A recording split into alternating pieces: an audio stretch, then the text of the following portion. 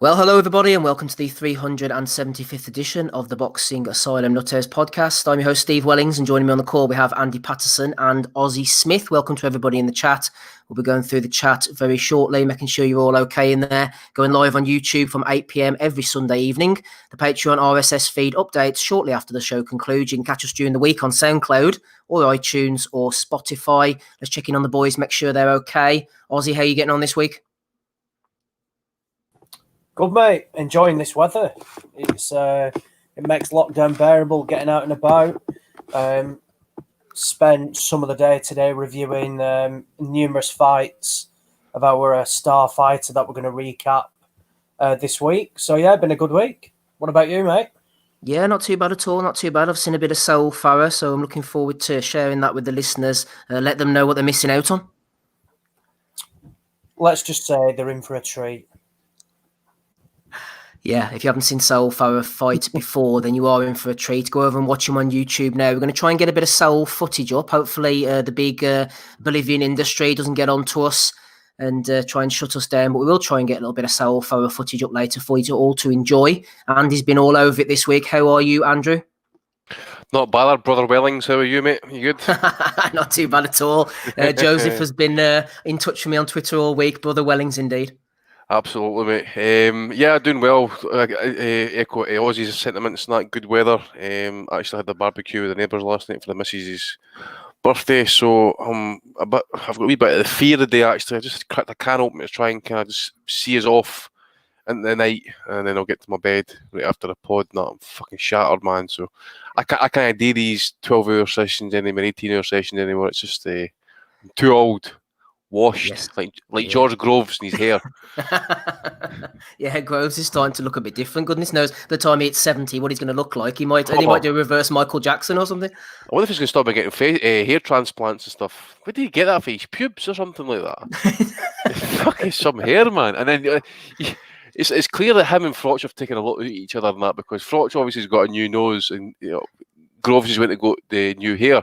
Or it might be the Eubank factor as well, because I think the girl got a hair transplant as well, so Eubank that took their souls more than what we actually thought. Absolutely, midlife crisis indeed. The British Hair Clinic are working overtime at the moment. Good to see the boys in with us. Let's go through the YouTube chat. I won't be able to mention everybody, obviously, just under 7,000 in there at the moment. Let's pick out 2 or 3 of the names, shall we? Paver, Dan Sambrook, welcome to you. Jim McDonald, could it be the real one, the fake one, the fake one? Who knows? Jim McDonald's hanging around there anyway. So is Matthew Russell. As always, Boxing Channel, we know him. Let's have a look. Who else there? Take Ames, Banana Rama from the other side of the pond. Our only American representative this week. No sign of Gabe. No sign of Hater Dave Loback yet. No sign of Johnny. Goodness knows what he's up to at the moment. Tosh Bear Grills, always rely on him. Just flicking through here. TMG says the pod's over. The pod's just beginning, brother. Just beginning. Knockout Box is there as well. Ian McKenzie, Adam Saunders, Kaiser Koba. DT Knockout Opinion, very impressed with the Doctor's Boxing. Yet former professional apparently was Dr. Ajayo. Mr. Kong Boy has jumped in as well. Yep, welcome to you all. Right, let's get stuck into a few bits and pieces before we get our first guest on in a couple of minutes' time, Andy. Obviously, boxing is supposed to be returning Top Rank June the 9th, Tuesday evening. I'm a bit worried about this. Shakur Stevenson originally was going to fight Miguel Mariaga. Then we got Rafael Rivera in. He's having visa issues, apparently. And now we have the mighty Felix Caraballo. I've never even heard of this guy. We need to get this fight over and dusted before it gets any shitter, as far as I'm concerned, Andy. I mean, what's going on? A lot of people have been saying during the lockdown, I would watch anything. I would give me Matty Askin versus Lawrence Okoli too. Well, I think Shakur Stevenson, by the time we get into the fight of a night, is going to test people's theory that they really just would watch everything.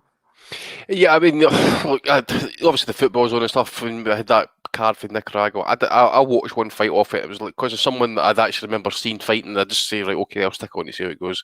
But this again, shit. It really is. I mean, obviously, okay, we know we've got the issue with fighters travelling and stuff, but this guy's Puerto Rican, I think he is. I don't know if he stays in America, if he's got to travel to Puerto Rico to America and that. I don't know what restrictions are like. Yeah, so yeah, it's just a shit card. What else can I say really about it? Stevenson obviously needs a fight. That's a given. But was there no better options out there rather than this guy? I mean, this is the kid that's actually going to be out here talking like he's the next big thing and stuff. I think someone has said on Twitter, I seen some comment that saying it was, he's on. That was Tim Bradley. That's who it was, saying he's like he could potentially be the next Floyd Mayweather. I'm like, fucking just pump the brakes a bit here and that. I mean, he's fought nobody.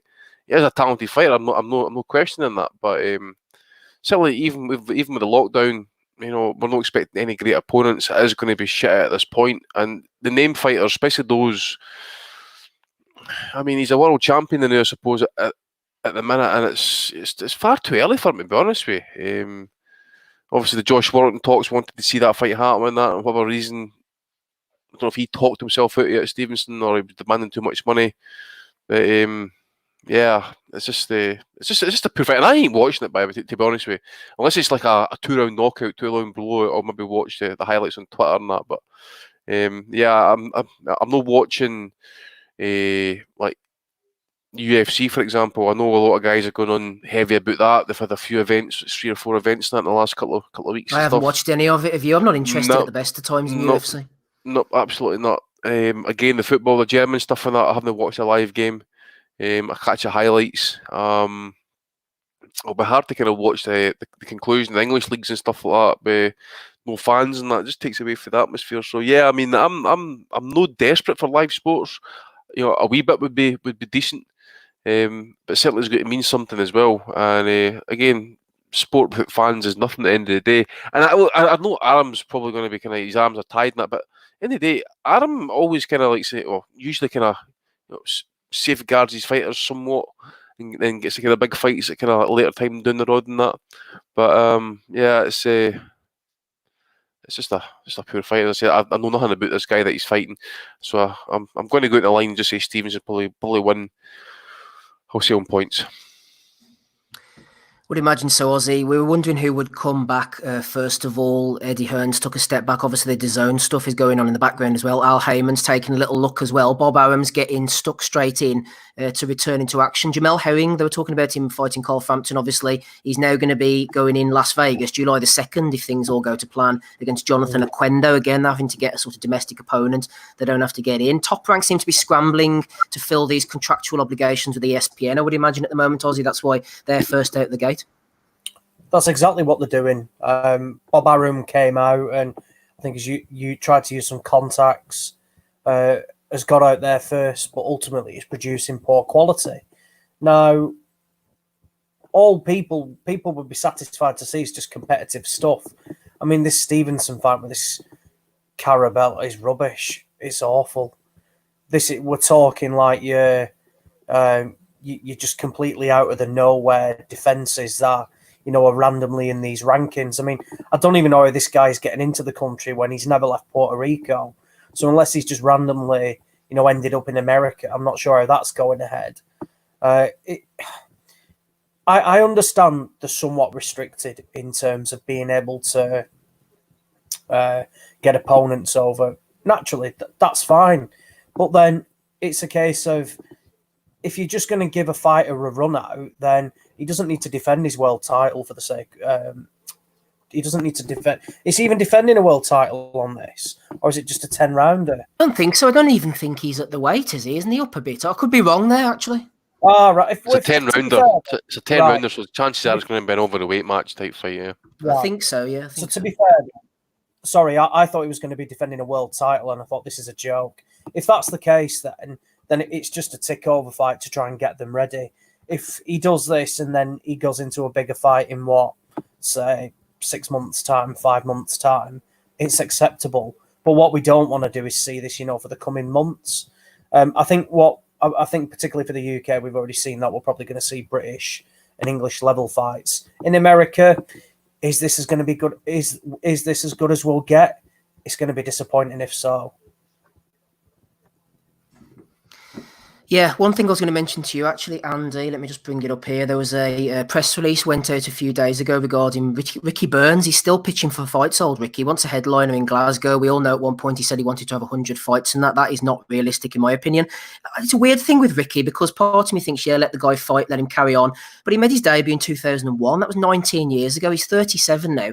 Ricky Burns feels to me like a guy who's paid his due, he's done his thing. He feels like a fighter, thinking back to some, the way he was going in against the likes of Graham Earl, like 15, 16 years ago. Like, he's had his time now. I'd like him to sort of think about hanging the gloves up soon. It's over 50 fights he's had now, isn't it? So he's almost. I think he's well.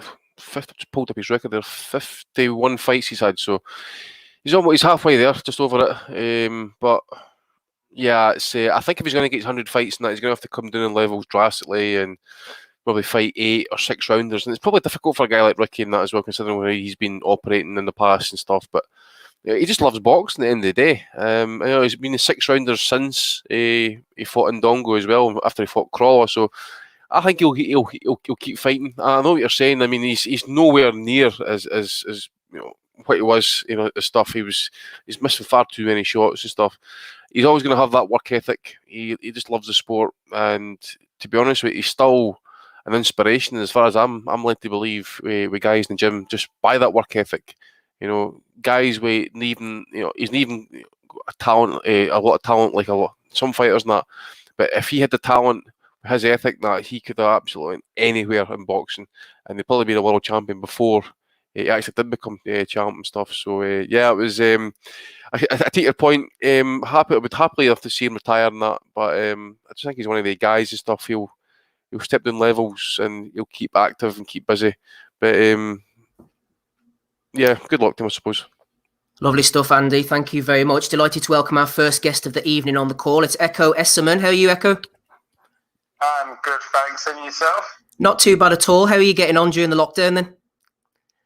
Getting on all right, Obviously, at the start of the lockdown, it was a bit like, how can I adjust everything? And straight away, I was on eBay and Amazon looking for a bit of kit, looking for a bag that I could hit in the garden and a few weights and all sorts. So I've got everything I need.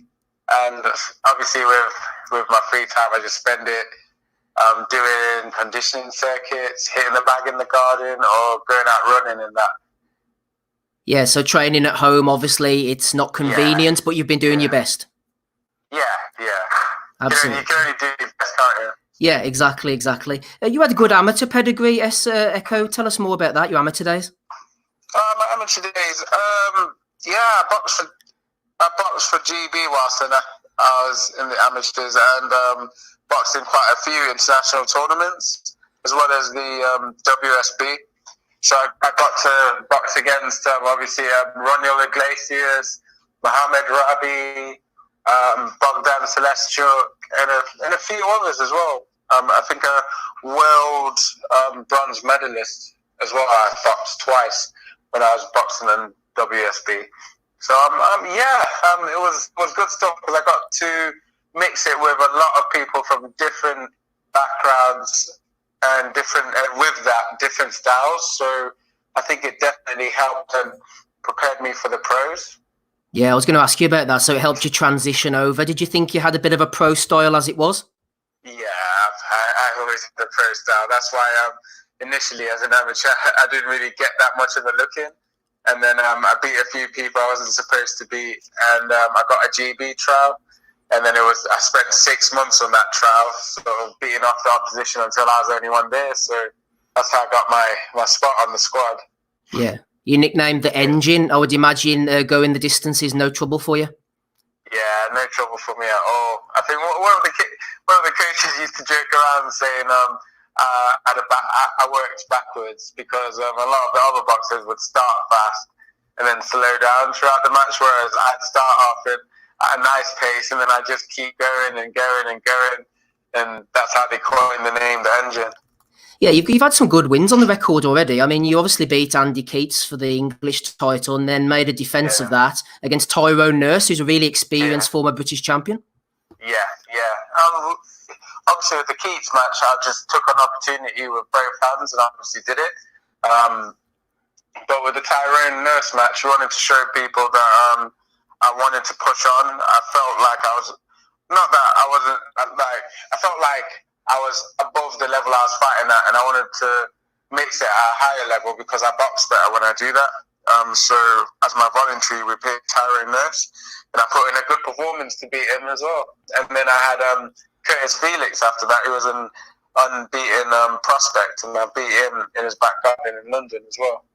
Yeah, I was going to say that was impressive, you see, because it was at the end of 2019, he was unbeaten, you were unbeaten, and you weren't afraid to go to York Hall and say, I'm going to beat you on your own territory. Yeah, well, in boxing, you can't be in it just to make a number. You've got to put the money where your mouth is. And I said I was willing to fight people, and free smoke for everyone, so I had to go out and give it. Yeah, absolutely. It's a refreshing attitude. Just to remind our listeners, we have Echo Esserman on the call at EE_engine over on Twitter. Any other social media presences you have there? Yeah, I do have an Instagram as well, which is EKOW _ESSUMAN, and on Facebook it's Echo Esserman. Yeah, go and give him a follow, everybody. Echo is going places. Obviously, you must have your eye on the British champion, Chris Jenkins. It's a logical next step. Yeah, logical. Obviously, after I won the English, I was already thinking about the British, and then I had to take a step back and think, actually, no, I have to defend this first. And then it was in defending that, and so many people were calling me out behind the scenes and whatnot. And I was thinking, well, I can't just stay at this level. I need to push on. So obviously, naturally, I want to go for the next belt up, which is the British. And whoever has that, I'm coming for you. I'm gunning for you. So it's not that I want any particular person, but whoever's gunning for the British, I'm gunning for them. Yeah, you talked about potential future opponents. Your name's been linked to Conor Benn. You'd like that, wouldn't you? Yeah, I'd like that. That is a fight I would like, actually. But as I've said before, like I get tired of saying, yeah, I'd like that fight. And instead of thinking that way, I'm just going to make it so that fight happens. So I'll get myself in the position where that fight makes sense, be it mandatory for a belt that he has, or be it that we're close in rank on like the IBO or certain belts, then it makes sense for us to fight. I just need to get myself in that position, and then I can start pulling out people properly. Yeah, you signed with Queensberry Promotions. You've obviously sat down, had a chat with Frank Warren. What type of plans has he got for you? Well, the plan so far is a route to the British and then going international. Because really, I just want to push on. I want to get my ranking higher. I want to make some moves. Yeah, and I don't want to waste time about it. No, you haven't been wasting time so far. Just looking at the world scene, Echo 147, obviously the two top dogs. Errol Spence, who knows what condition he's in at the moment. Terence Crawford. Yeah. Who would you pick? That's obviously the fight we all want to see. This one, I've been, not that I've been on the fence for it, but I think initially I was thinking Errol Spence because of his boxing style. It doesn't look too flashy, but he's really precise with his punches, and he's quite heavy-handed, so he can wear a lot of people down. But stylistically, I love Terence Crawford's style, so you know what? I think Crawford would win, to be honest. I'd pick Crawford. Interesting stuff. Just circling right back round before we let you go, and we do thank you for joining us, Echo. When do you think, realistically, have any conversations been had about when you might be back in the ring at all? I might be back in the ring sooner than you'd imagine. But I've been ticking over, and obviously now that boxers are allowed to, professional athletes are allowed to start training again, I'll be in the gym, and hopefully I'll be out end of July, maybe August. So hopefully people get to see what I'm about if they're hearing of me for the first time. Absolutely. We're excited to see your progress at EE_engine over on Twitter. Absolute pleasure having you on, Echo Esserman. We think you're going places, and good luck in the future. Oh, thank you. Thanks for having me. All the best, sir. Thank you. Cheers. Bye-bye. Bye. Echo Esserman there. Yep. No messing about. I've been keeping an eye on him ever since Ozzy sent me the number there. I was having a look on YouTube and that. I like the way this guy goes about his business, and I genuinely think he is going places. Yeah. Talented fighter. His record, I tell you what, for an English champion is very good. 10 or 11 fights, but he's been matched, 13 fights, but he's been matched extremely well already. To beat Tyrone Nurse for your English title, that is a very good win. A very good win. Nurse is no slouch, as you said. He's lost six or seven times now, but a lot of those losses you can argue on. There was one in Australia which was extremely contentious. That's a very good win. Going to London as well in the away corner, beating the durable Andy Keats as well. He's a talented guy. Obviously, Frank Warren's got Chris Jenkins in his stable. Naturally, that looks like an easy fight to make. There's other fights out there. It's a competitive division at 147. Actually, there's some decent names, and I wasn't aware of his amateur background either. But he's clearly talented. You don't fight in the WBS, represent Great Britain if you're clearly not a mug. So best of luck to him. Clearly a talent, and hopefully we'll get to see him on BT when boxing resumes in the UK. Absolutely, hopefully. Frank's been busy, as we mentioned last week, or during the week, I can't remember, but he's been signing fighters anyway. Talking to people who are going places. Rapping Rob Kelly's going places. He's going to the top, to the big time, maybe just out in the field. Who knows? How are you, Rob? No, I don't fancy going too many places tonight. I'm fucking flaked out on the couch here at the moment with a can of Irish Bulmers straight out of the freezer after doing a bit of work in the garden today. So, no, I'll be going out to the field in a little while, but for the moment, you have me within the confines of the living room. I'm watching the Last Dance documentary. I know I'm late to the party on that one, but I wanted to binge watch it, so I'm up to around episode 6. Pretty amazing stuff so far. Definitely better than the fights that we were tasked watching this fucking week. Like, holy fuck! Did you watch them? You told me you wanted to watch them. Did you do it? Talk about contrast. You're looking at one of the greatest athletes of all time. Fuck me, man. And then you're looking at Michael Jordan. Hey, I think I say Michael Jordan never had his advantages today because so far I had one arm longer than the other one. That's true. Who knows what he could have achieved 7 championships. No, one longer arm. Oh, I mean, he even dunked the ball far better than what he done it. You know. Oh man, yeah, no, I can't say I watched all of them though. For fuck's sake, you're talking about breaking up your time between the Last Dance and the fucking. What's he actually watched a 12-rounder, by the way? He watched a 12-rounder.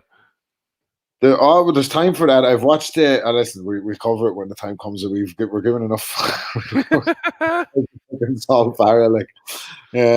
What's the crack anyway? Any other fights? Anyone watching any other fights this week, or from a nostalgia point of view, or anything like that? I watched Lennox Lewis against Mike Weaver of all fights. Right. Talk about a niche one. I watched Ali against Archie Moore this morning. Good one. Well, Moore was washed by that point, badly washed. I can't fucking remember that they fought. That was obviously when he was still called Clay, yeah. Yeah, and I watched the rematch on Saturday, the Antonio Cervantes against Nicolino Locci. One of the rare occasions that Locci actually got stopped, but he got stopped in a cut. That was the old cut rule back in them days, you know. If you got cut and the fight got stopped, it was classed as a stoppage defeat, rather than getting the points. There's some good interviews with Archie Moore actually on YouTube, you know, whenever he's older, back from the late 80s, early or 90s, or whenever it maybe early 80s. But yeah, it was interesting. But I ended up watching Lewis Weaver because, you know, the way on YouTube, you go in and watch like one Lewis fight, and then all of a sudden they're fucking hammering you every second with every thing that Lennox Lewis ever did. Yeah. You know, that was why Weaver popped up, and it was a good finish, although the crowd were booing him at one point. I suppose that was maybe to do with the fact he was always trying to win over the Americans, weren't he? Yeah, I mean, yeah, like I said before a couple of times on the pod, he didn't really find himself in the mix at the top level of heavyweights or in the opinion of boxing writers until I suppose he went with Manny. But there was a lot of Lennox Lewis detractors in real time in his career, especially early stages. But that's always the case, isn't it? You have to win people over. But you know what I've noticed as well this week? I've been doing a lot of thinking about who would win in a fight between Anthony Joshua and Tyson Fury. And I'm wondering, is there anybody out there, any media outlet out there that could possibly ask any boxers when they're interviewing them who they think might win between Anthony Joshua and Tyson Fury? Because I don't think there's been one. No, it's all quiet on that front, isn't it? Everybody seems to not be talking about anything, you know? Talk about algorithms every fucking day. I've got fucking some Joe Schmo giving his fucking opinion on who's fucking win between Tyson Fury and Anthony Joshua. If it's not the fucking guy off, the only way is actually. Rob, you're being throttled by the Illuminati. You've suddenly gone quiet. I think Coogan's got the algorithm strangling you. Oh, it might not be Coogan either. They are. The hit squad coming in trying to suffocate him there. Might be Coogan related. There's a few Brazilian hit squads in Ireland this week if you're reading the headline. So maybe some of the boys to get me right now. Right, let's move on, Andy. Quick question for you while I ring up guest number 2. Matthew Pratt threw it into the chat last week, into the Facebook chat, which I haven't been checking, by the way, which maybe I should be, but I thought it was a pretty decent question, actually. He said, which fighters, Andy, do you think will be forced to go up in weight due to the lockdown? I can't see Callum Smith staying at super middleweight after this. I think that was a pretty good question for Matthew. That's a good call, actually. I agree with him. I mean, everybody's wondering how Smith's been making weight. I mean, ever since Frampton fought Quigg, Tommy put the question to Gallagher, who didn't really like the question. One that I would think actually would be Teofimo Lopez. And there was one we were discussing last week, Ozzy. Avanesian against Josh Kelly. That's not going to happen. I don't think Josh Kelly is definitely going up in weight. So he'll be going up to, is it light middleweight, I think, mate? Yeah. Light middleweight, so 54 as well, because I never looked at him and thought he was a massive 147. Maybe, what do you think about Taylor? Yeah, well, yeah. The way he's talking, he's not wanting that mandatory defence. He's wanting the big fights. I think he knows. So I don't know if they can maybe make a plea special dispensation that maybe the IBF mandatory and whoever's Ramirez's mandatory gets the box off, and they must fight the winner contractually, and do it that way. I think, but yeah, I take your point. He could be basically borderline as well. It'll be interesting, that's for sure. It's tough. It all depends on opportunities as well. I think you'll maybe see a boxer take a punt in going up a weight if, a certain opportunity is on the line which may not have presented itself pre-lockdown. That's something also to consider as well. I'll be surprised if we've seen one already. Charlie Edwards signed with Frank Warren this week. He's going up to Superfly, but there's also said that during the lockdown he might look to compete at bantamweight as well. So I think there's going to be some flexibility from certain fighters depending on opportunities. It all depends just what presents it to themselves. Obviously, they can't be that picky at the moment with the opponent so limited in who they can bring in and who they can't. As we've said before, if you're going to bring somebody from abroad in, unless they're going to do the camp here, it's nigh on impossible to bring them over. And very rare you'll see someone. There's only Avanesian actually, because he obviously trains with Carl Greaves in Nottingham, who would be a viable opponent at 147 because he does his full camp here. He's not affected by a 2-week quarantine period. I would say maybe Errol Spence as well. I think he could be tight. Okay, boys, thanks very much. I'm going to interrupt you here. I hope you don't mind. Top MC Craig Stephen is on the line. How are you, Craig? I'm good, thanks, Steve. I like that top MC thing. Oh, yeah, got to give you the big introduction. Yeah, fantastic. I'm usually introducing other people. Now you're introducing me. It's brilliant. I know I'm under pressure here. How are you getting on during the lockdown? How's the lockdown treating you? I'm doing okay. There's nothing else for it. I mean, college boxing is my job. I'm pretty much doing nothing and have been I've lost count of the weeks. Is it 5 weeks now? I don't know. It feels like 55 weeks to me. It's more than 5 weeks. More than 5 weeks. It's like, what, 2 months? Yeah. 2.5 months? It's about 60 days, 65 days or so. I've been keeping myself busy. I've been doing a few things. I actually taught myself how to spray paint, and I've spray painted a bit of my car. Front bumper was looking a bit scruffy, so took it off and spray painted it. You've been getting out in the sunshine?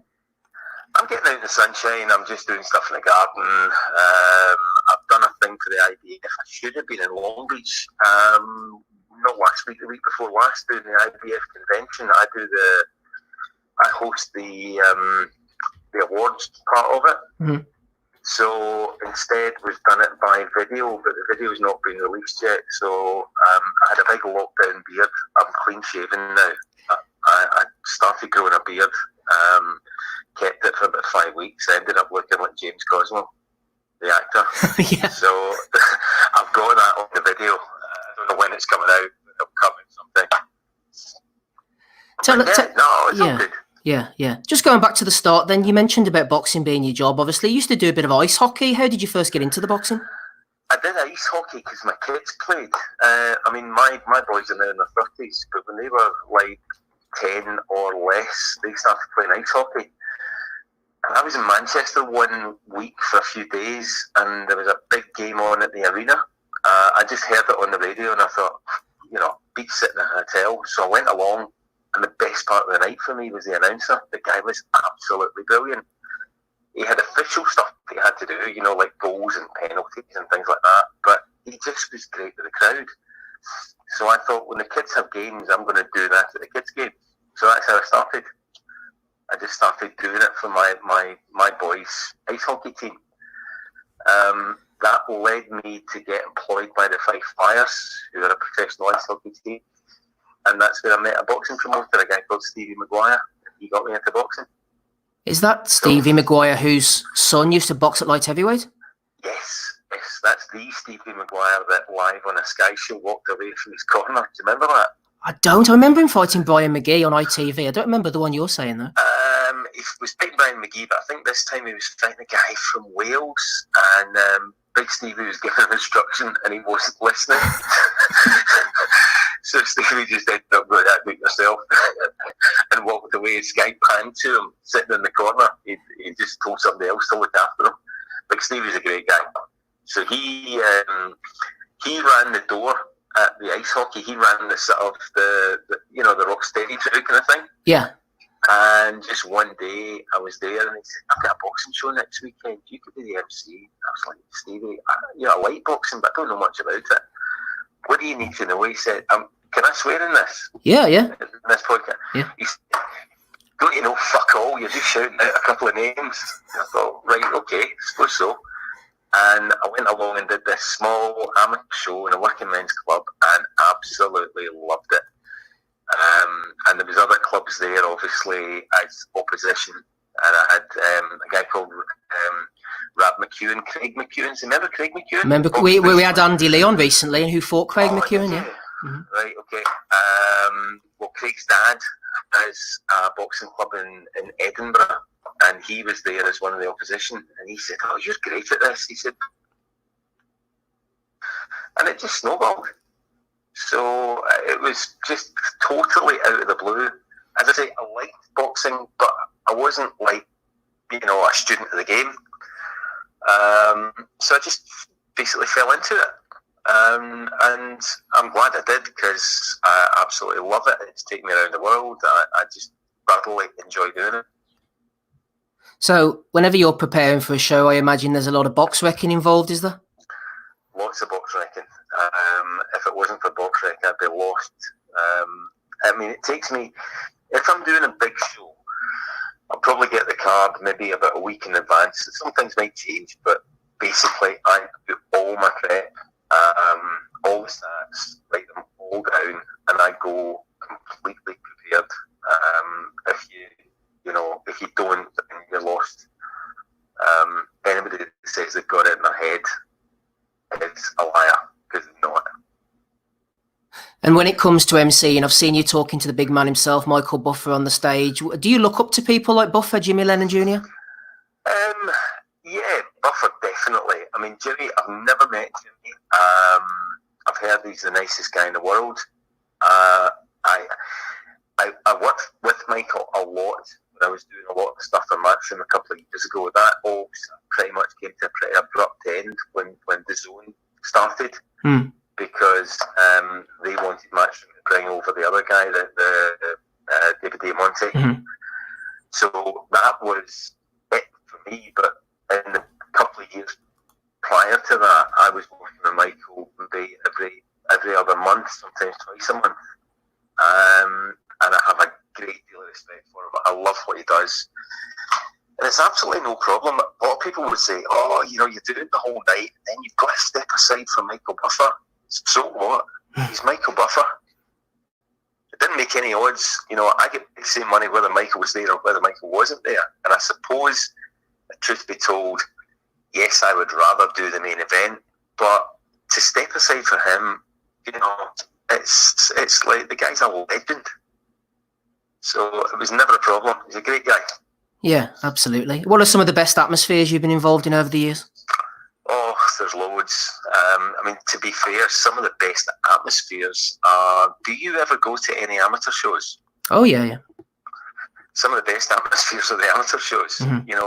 They're all 50-50 fights. The officials make sure of that.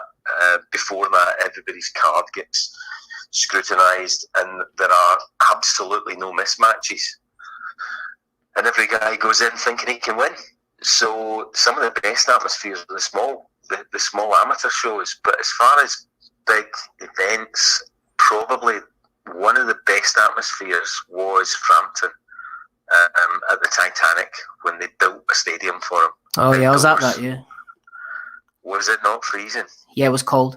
It was cold. I mean, luckily the rain stopped, or the rain didn't start. The rain stayed off. That's right.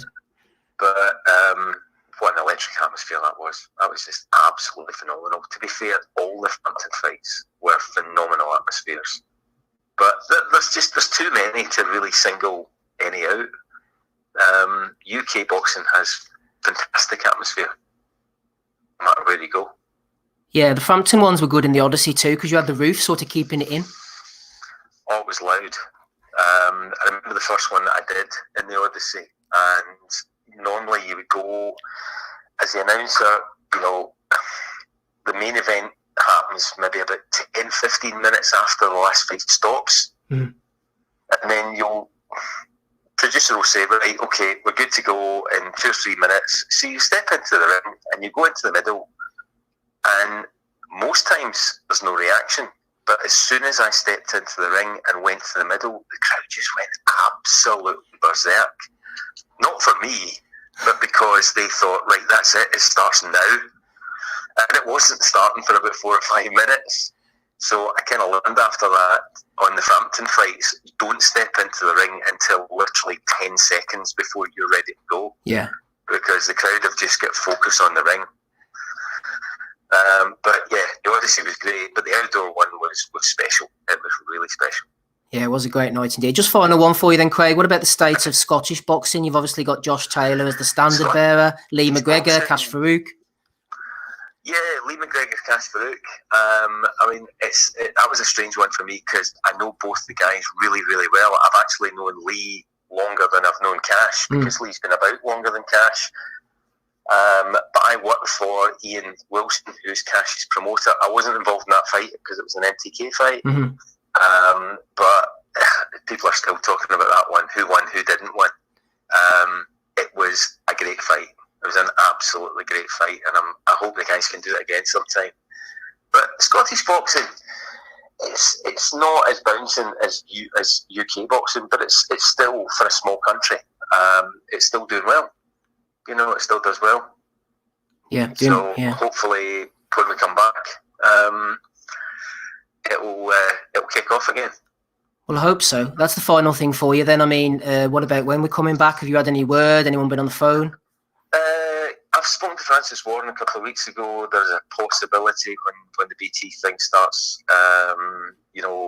in hopefully July/August, but allowed to have a ring announcer there. So I just don't know. Just wait to see what happens. Absolutely. We're all waiting for it to come back, Craig. Appreciate you giving up time on your Sunday evening. Get back at it, sir. Pleasure. Thanks for joining us. All right, Steve. All the best. All the best. Cheers. Bye-bye now. Bye-bye. Bye-bye. Craig Stephen there, Andy. Friend of yours. Doing the old announcing. He's a good guy, Yeah. Craig. Spoke to him on a few occasions outside of the ring. Yeah, I bumped into him actually. I remember at the time we were over in Belfast for the Frampton Gutierrez fight that ended up getting called off.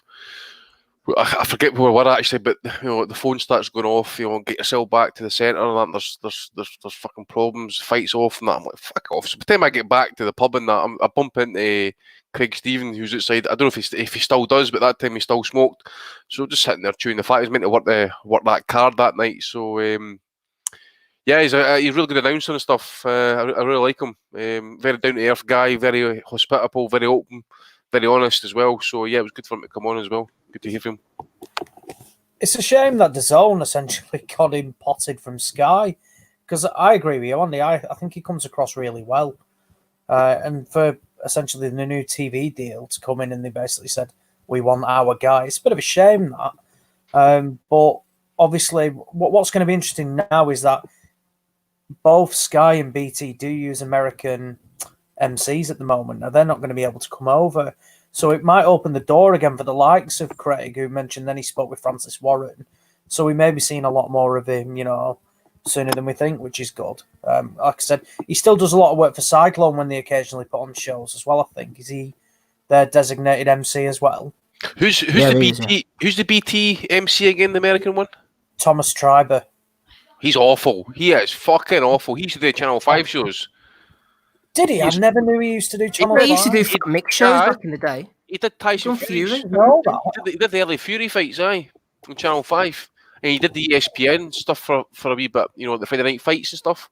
Yeah, I knew he did ESPN stuff. Tyson Fury! Yeah, that's him, yeah. Yeah, so it just it doesn't over-egg it, he's a really good guy. Talking to good guys, Gabe's on the call. How are you sounding, Gabe? Keeping well? Yeah, buddy, how you doing? I'm very well, actually.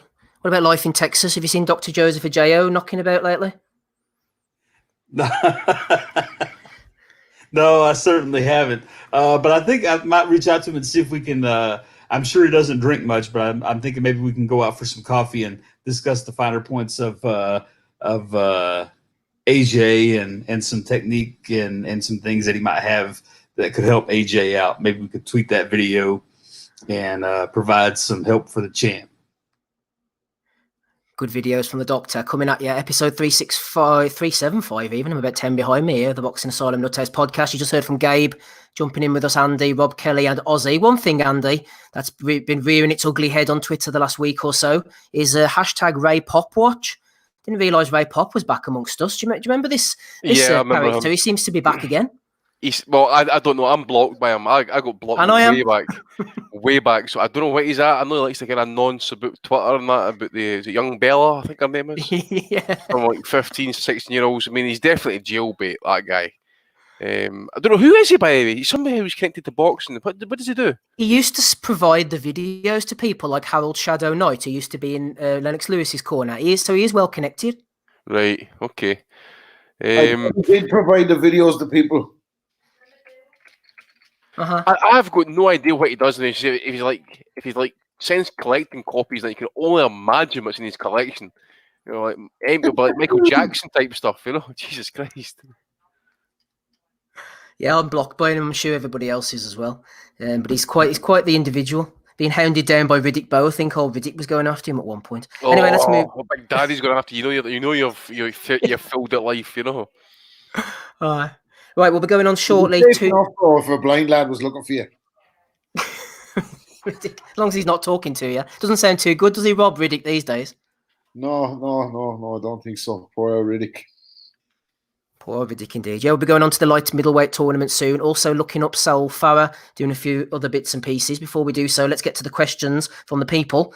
I nearly laughed at Liam Wynn for throwing in this question, but he said, get it asked, lad. It's a serious question. So I've been told, Gabe, we might go around the boys here, but let's get to you first. Liam Wynn on the Facebook page said, question for the pod. Would Floyd have beaten Kovalev and Triple G with everyone being in their primes? So there's one for you, Gabe. Would Floyd have beaten Kovalev and Triple G with everyone being in their primes? What a stupid question. I mean, look, Floyd was such a great fighter. Let's just humor the question for a second. If Floyd was to fight Kovalev, notice the weight discrepancy. Because I don't think when Floyd ever fought at 154, he or at that weight limit, he was ever actually really. We good? Yeah, go ahead, Gabe. So, what are you doing? Did you fucking sound effects or what? I was jumping in to try and back your point up. You thought that a prime Kovalev against Floyd, exactly. How are we going to get the catch weight for a start? Because, I know Canelo did it, as Liam made the point, but he started off at welterweight, had a bit of a frame that he could stock out up to light heavyweight, beat a destroyed version of Kovalev, raise Kovalev from destroyed version to prime, and then think about the facts Floyd was down at 130, and then it's a entirely different proposition. What the fuck is going on? Yeah, I don't know. I mean, it's so far off, I can't even really imagine putting them together. But I mean, if we were on some imaginary planet where weight classes were even, the technique and style of Mayweather would absolutely supersede that of Kovalev. So, in my opinion, there's no opinion that makes any sense because the question's asinine. But sure, Floyd. Any opinions, Andy? What you thinking? What was the question, mate? Would Floyd have beaten Kovalev or Triple G with everyone being in their primes? At what weight? I don't know. Well, that's what I was just saying. I mean, how Floyd started off at 130. No, I mean it's just not going to happen. I mean, look, I know. End of the day, only Floyd would beat himself, and that's the weight. I mean, he could easily maneuver a bit against Golovkin. I suppose Golovkin he cut off the ring, but he kind of plodded forward, and you could maybe see Floyd kind of getting on his bike and stuff. But you go up against guys like these, it just takes one dig. Maidana had him on toast for like however long, but like 30 seconds and that. He hurt him bad with that right hand in the first fight.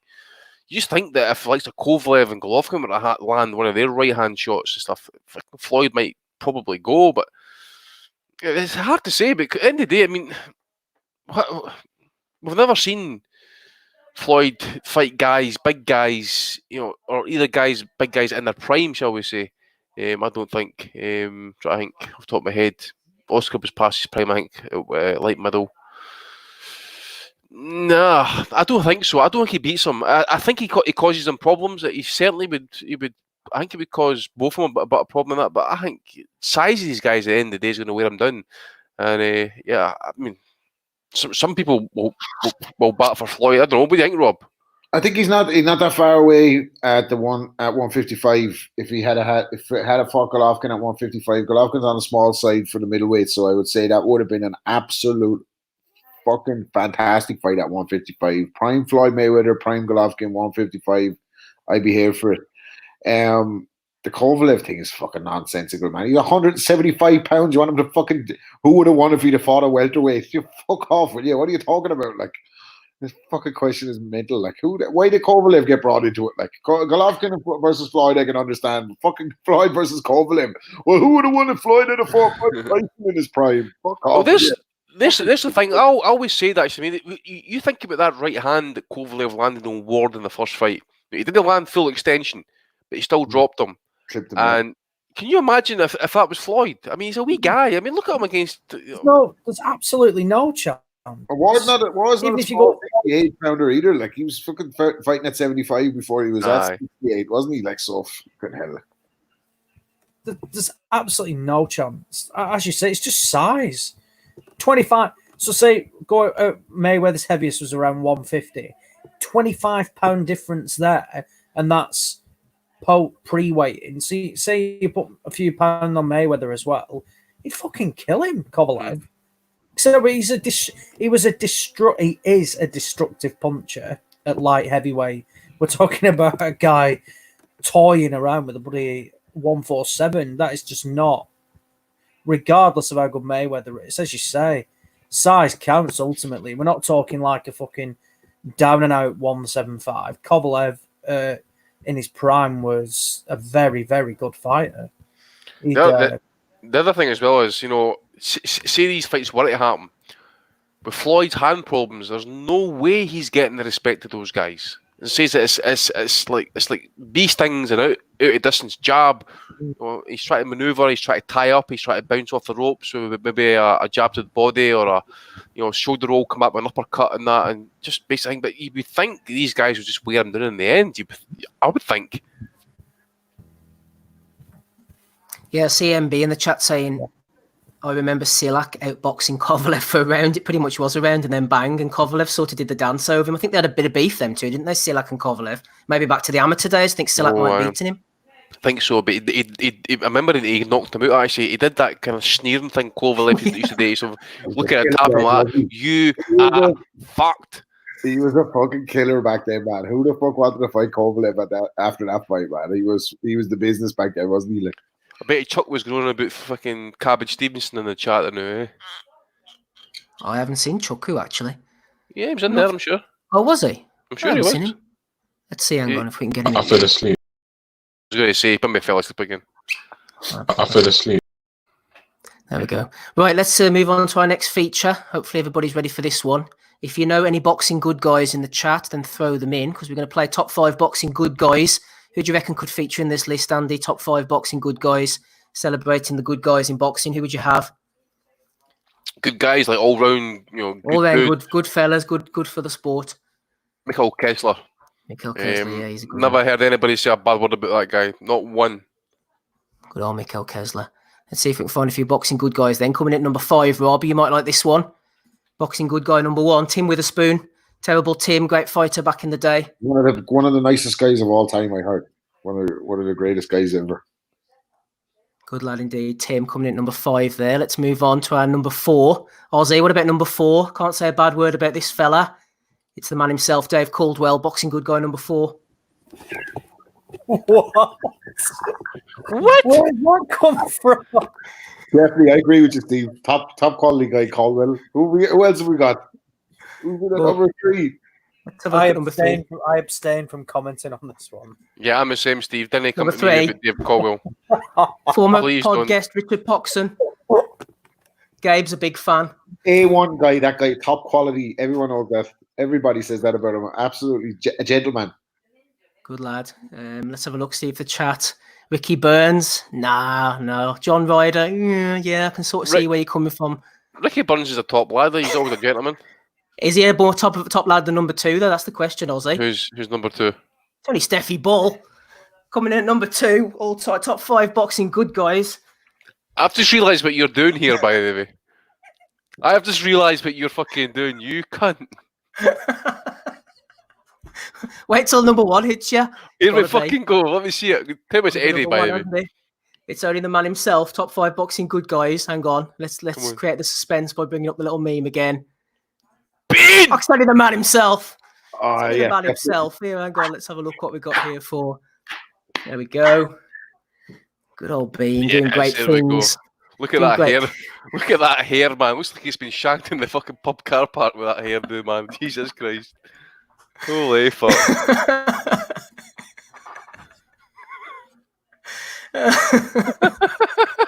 I knew you were up to something, by the way.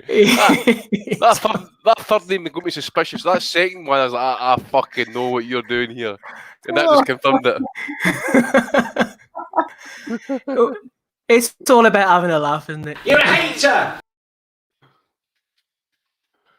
He'll be raging about that. I'm getting messages about that already, man. What the fuck? He loves a good laugh. He loves a good laugh. He loves a good laugh. Sponsored by Innovation Alloys.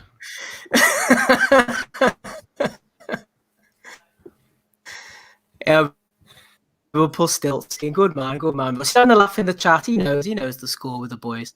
Well, let's get rid of Bean. I'm starting to get a bit creeped out looking at Bean here. What else can we put on? What about this review? We got on iTunes the other day. Let's bring it up, shall we? There we go. Bean. What do you think about that, Andy? These are the type of reviews we're getting. Yeah, I remember seeing that one actually. All news is good news. Evening, Ed. Aye, Edward. Leaving reviews on our podcast, Eddie. Will you relax? Or Frank Smith. It's Frank Smith that did it. What episode was that? Frank Smith. That was from a few months ago. That I can't remember. Oh, was it? Right. Yeah. I went the one about the boys. We've barely said anything recently for a while. No, we're good. We're the boxing. We should be in the boxing good guys list. I think. There you go. A lot of time and thought went into that one. Right. So, what should we do next then, lads? I shall go to your better judgment. Should we go to the light middleweight tournament? Sorry, or should we go on to Soul Farah? I'll leave it with you guys. What do you reckon? I think we should get the Soul Farah stuff out there because it's a 2-hour podcast. If we leave Soul Farah close to the end, we'll be fucking sleeping by that point. So we can speak about this career. Need to get it out the system. Yeah, we get to. Okay, right. So, Ozzy, first of all, you tell us what you've been watching this week then, and I'll try and bring a bit of Soul Farah action up. Now, you know what my internet's like, so if this goes shit, you may just tell me and I'll unshare the screen. So let's see if we can get Soul. Where is he? There he is. Good to go. Right, Ozzy, you go ahead and tell me what you've seen of Soul. So, been a busy week. So, various fights involving Soul Farah against Cesar Mamani. I think they boxed 4 times in sort of car parks and various other areas and things like that. I then, basically under the orders of Andrew Patterson, sat down and watched a 12-rounder against Ronald Johnson in I think it was in the Philippines, where Farah was dropped in the first twice, fought back in the second and hurt Johnson, and then whilst he lost the fight, was wrongfully jobbed on the cards because Carlos Costa didn't give Saul Farah a round, which I actually disagreed with. Saw him refereeing. We know he's a man of many talents. So there is videos on Saul Farah's official YouTube channel of him refereeing, where he's in like a suit and he's barely watching the fight, doesn't really care. And I believe he's also got some favourable judges, which Andy will be able to talk about as well. But no, it was certainly an experience researching the former number one Bolivian heavyweight, because he's been knocked off top spot now. And he's the champion as well. Yeah, the 37-year-old Farah has been outdone by Elvis Veresteguy Torrico. He's 46. He's 8-0 with 8 KOs. And he last boxed in March 2019, where he defeated the dangerous Ruben Jesus Pone was 0-9. So yeah, and a busy week watching Bolivian boxing. And Saul Farah on the road as well. He has got to some interesting places for sure. China, Russia, Germany, also Dominican Republic, all sorts of places. Never yet to see him in the UK, though. Not yet, Andy. Not yet. Well, didn't I give even Edward Eddie any thoughts to kind of bring this guy over, because this says he's got the physical attributes. I mean, he's listed as 5'10", bullshit, but he's actually got one arm longer than the other. His right arm. So if he was a southpaw, he would be tremendous. That spear jab would be tremendous, you know. But he would probably fall short with the left hand, because obviously it's 3 inches shorter than the right, you know. So plus he's no neck, so it should hold the punch pretty well, you know, because he'll be able to take the shock absorbing pretty quick. But yeah, cheers for that, Ozzy. I mean, this has been a real experience for me. I mean, I went from studying Edwin Valero to Saul Farah in the space of 12 hours. It's been a pleasure. So let's just mention now, as I say, he's listed as 5'10" on BoxRec, Saul Farah. My rim is on fire at the thought of that bullshit. That's lies.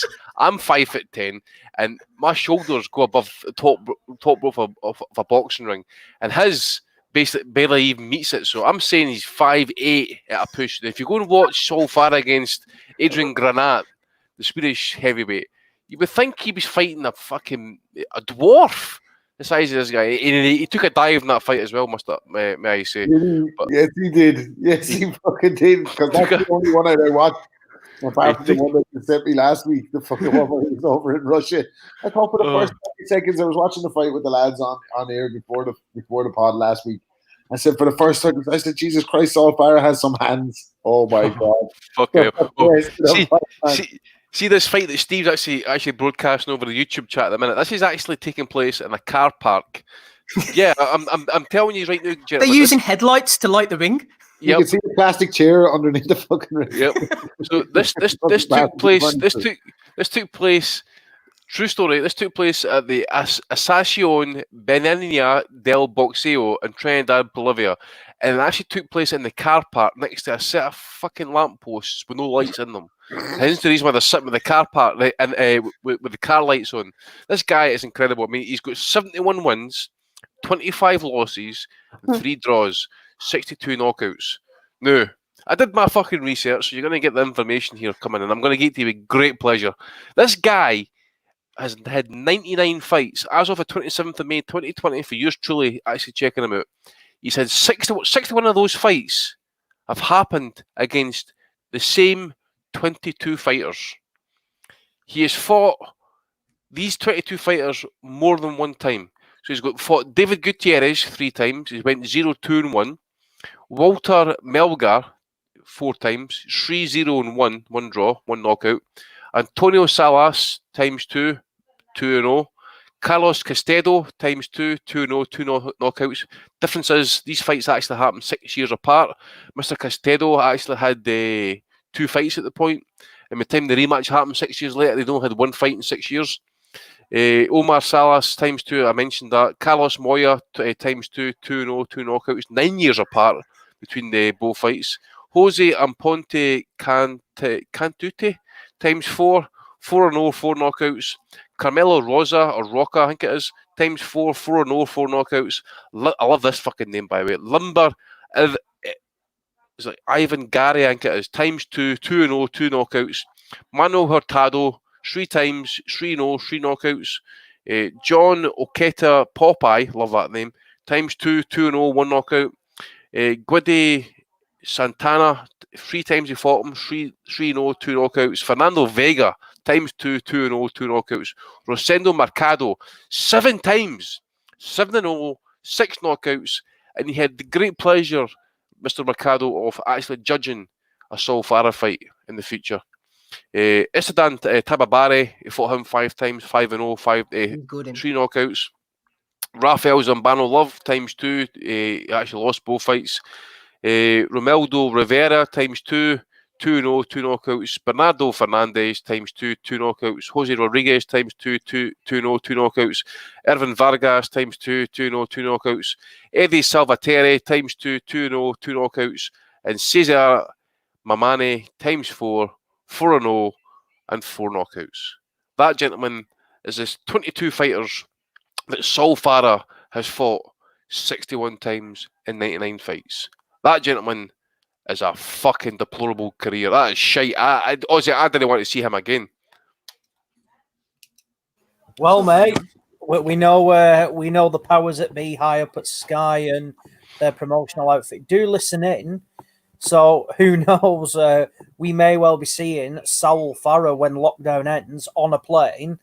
I mean, I can see it now. Allen against Farah, Donny Dome, Sky bigging it up. The experienced Farah coming over with, what is it?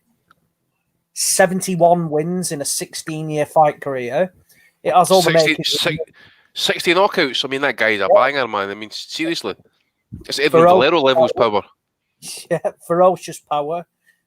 Uses his weight well. Him and Dave Allen would get on well, really, won't they? Big bellies. No real form of defence. So, yeah, sounds a tremendous fight. One I definitely want to see anyway. I think we can all make the trip there if Farah ever gets on a plane to the UK. Let's bring in the boys, see what they're thinking. This is another fight between Saul and I think Cesar Mamane. This is in a different location. Looks like some kind of basketball centre, Rob. What's your feeling so far? No, the thing is, you can tell that Mamane doesn't want to engage. He's felt that power before. He's been knocked out by Saul before, probably about 28 times at this point. It's a lot of good technique there. I can see it kind of shades of the first no retreat, no surrender with the ring set up. And I wish one of them would have retreated or surrendered. Absolutely right. I can't. Like I know we have kind of running jokes on the pod and we have kind of a cult following and this, that, and the third. But the Saul Farah thing for me, after actually watching him fight, it was way funnier to me hearing about his fights rather than watching him. Fucking when you have to see him, it's fucking shocking, isn't it? Oh my god! I don't know. I mean, is this his main earner, or is he just a huge boxing fan? That's the question I want to know the answer to. They seem to be all involved, mate. I mean, this Tababari's involved with the promoting and the refereeing and judging, and Saul Farah does it. Talk about nepotism, probably. It's fine. It's probably even all related, these bastards, by the way. And I like they just really love boxing, and they want to kind of do something and give something back. And their giving back is having fights in basketball arenas when there's 6 people at the fucking ring. I don't understand it. I tell you, what they're doing, Rob. What they're doing is, Rob, sorry to interrupt you, that he's getting him a few wins, then he goes on the road for a payday because he's coming off the back of 4 or 5 wins. He then goes back to Bolivia, beats these dickheads, then he's coming back off 4 or 5 wins somewhere else, you know. Yeah. I tell you, whoever's making the shorts, she's on a fucking beano because she's fucking, there's some material gone into them 2 fucking ring shorts. I'm saying that, but in all, Steve's right though. I mean, his last fight was against Christian Hammer. I mean, what the fuck is Christian Hammer even entertaining Saul Farah for? Fuck me. I know you're coming off a loss against Luis Ortiz, but bloody hell. You can get someone better than Saul Farah. Jesus Christ. But you're right. Let's bring in Gabe. What do you think, Gabe? What about that right uppercut from Saul? People ain't talking. People sleeping on that. You don't want that smoke, baby. You coming for all that smoke? Eddie What a Hearn was bunch of nonsense. I mean, that's Dillian White's next opponent, by the way. You know, another fighter who doesn't speak English is going to knock back, you know, because he's scared of that power. 60 knockouts. Fucking hell. Even Is that Eddie's Judy over that Fitzgerald getting in the ring? I think I saw Judy Fitzgerald getting in the ring there. Is it? Doing ring card, girl. Oh, fucking hell. There's something I would watch. Like, Stated that says Arma Marnie. Fucking hell. It's like, Come on, Gabe. I remember Alex Morris coming out with this comment and stuff like that. It's like watching someone actually hook a child's nappy in one of these anti-stink bags. You hang it on a fucking branch and you punch fuck at it until it actually explodes and stuff like that. That's how He said shite- that about Hay, didn't he, David Hay? That's how shite this is, by the way, honest to God. Come on, Gabe, what do you think? This is great for the podcast listeners during the week who won't be able to see this. This is, you know, I don't know. You guys have said everything that needs to be said already. I don't think anything I add is going to bring any value to the fucking fact that we're sitting here watching this shit. I do like watching Let's have the a fights look. with you Okay, guys, minute to like go. while we're on the pod, so we can, you know, actively describe what's happening and seeing what's going on. Steve, you may have to start doing a highlight for each fight that we review on the show every week. Yeah. I could just see me starting to do that. I do that Tuesday evening in between 9 and half 9 when I've got nothing else on. When I'm doing the timestamps. Yeah, don't forget the fucking timestamps. Hopefully YouTube doesn't ban us for this Saul action.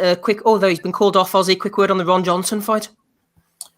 Yeah, for anyone who was considering watching it, don't. It's awful. Yeah, I actually watched the 12 rounds. Hey, listen, I wasn't expecting to watch me. I just dared you to see if you'd actually go and do it, and you fucking did.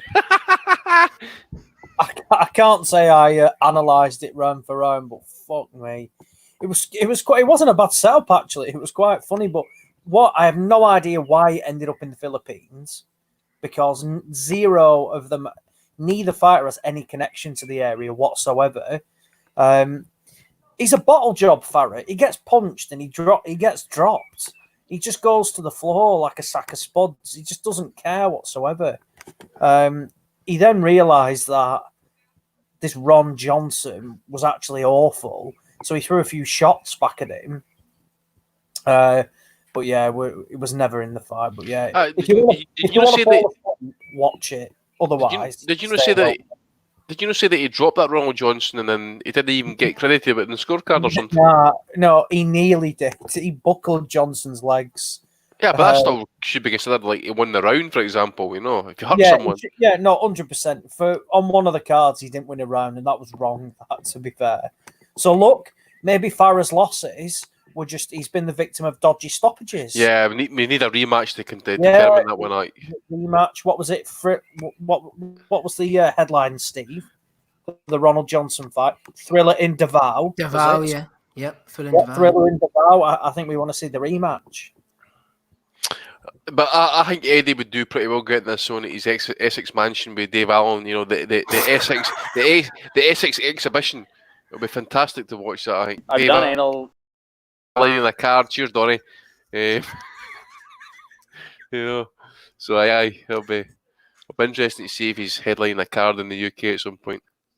Excellent stuff. Right, boys, I'm not sure who we are going to be doing next week, so I shall leave it in the hands this week of our good chat. You've got 10 minutes from now until 9:25. Throw names in of potential fights, and then we'll pick one at the end of the night for us to review for next week. Only serious ones now. I mean, you've seen from those Saul Farah fights, we don't fuck about here. Only serious fights, please. Throw them into the chat. Any recommendations, any suggestions, and we'll try and pick one up for next week, whichever fight we're going to watch. Andy's still here with us.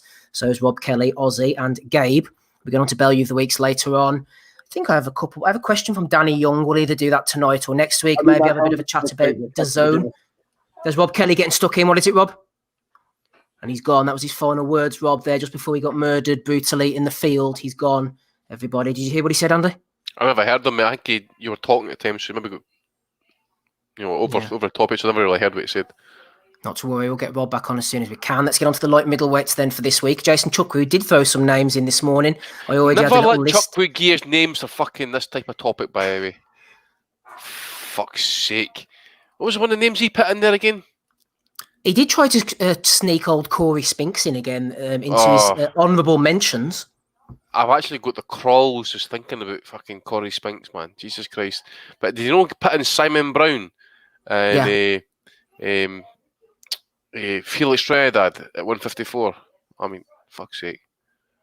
We've got no Rob. Aussie's BRB. He doesn't want the smoke. So down to Gabe and Andy at the moment for our light middleweight tournaments. Maybe the guys in the chat. Should we involve the guys in the chat?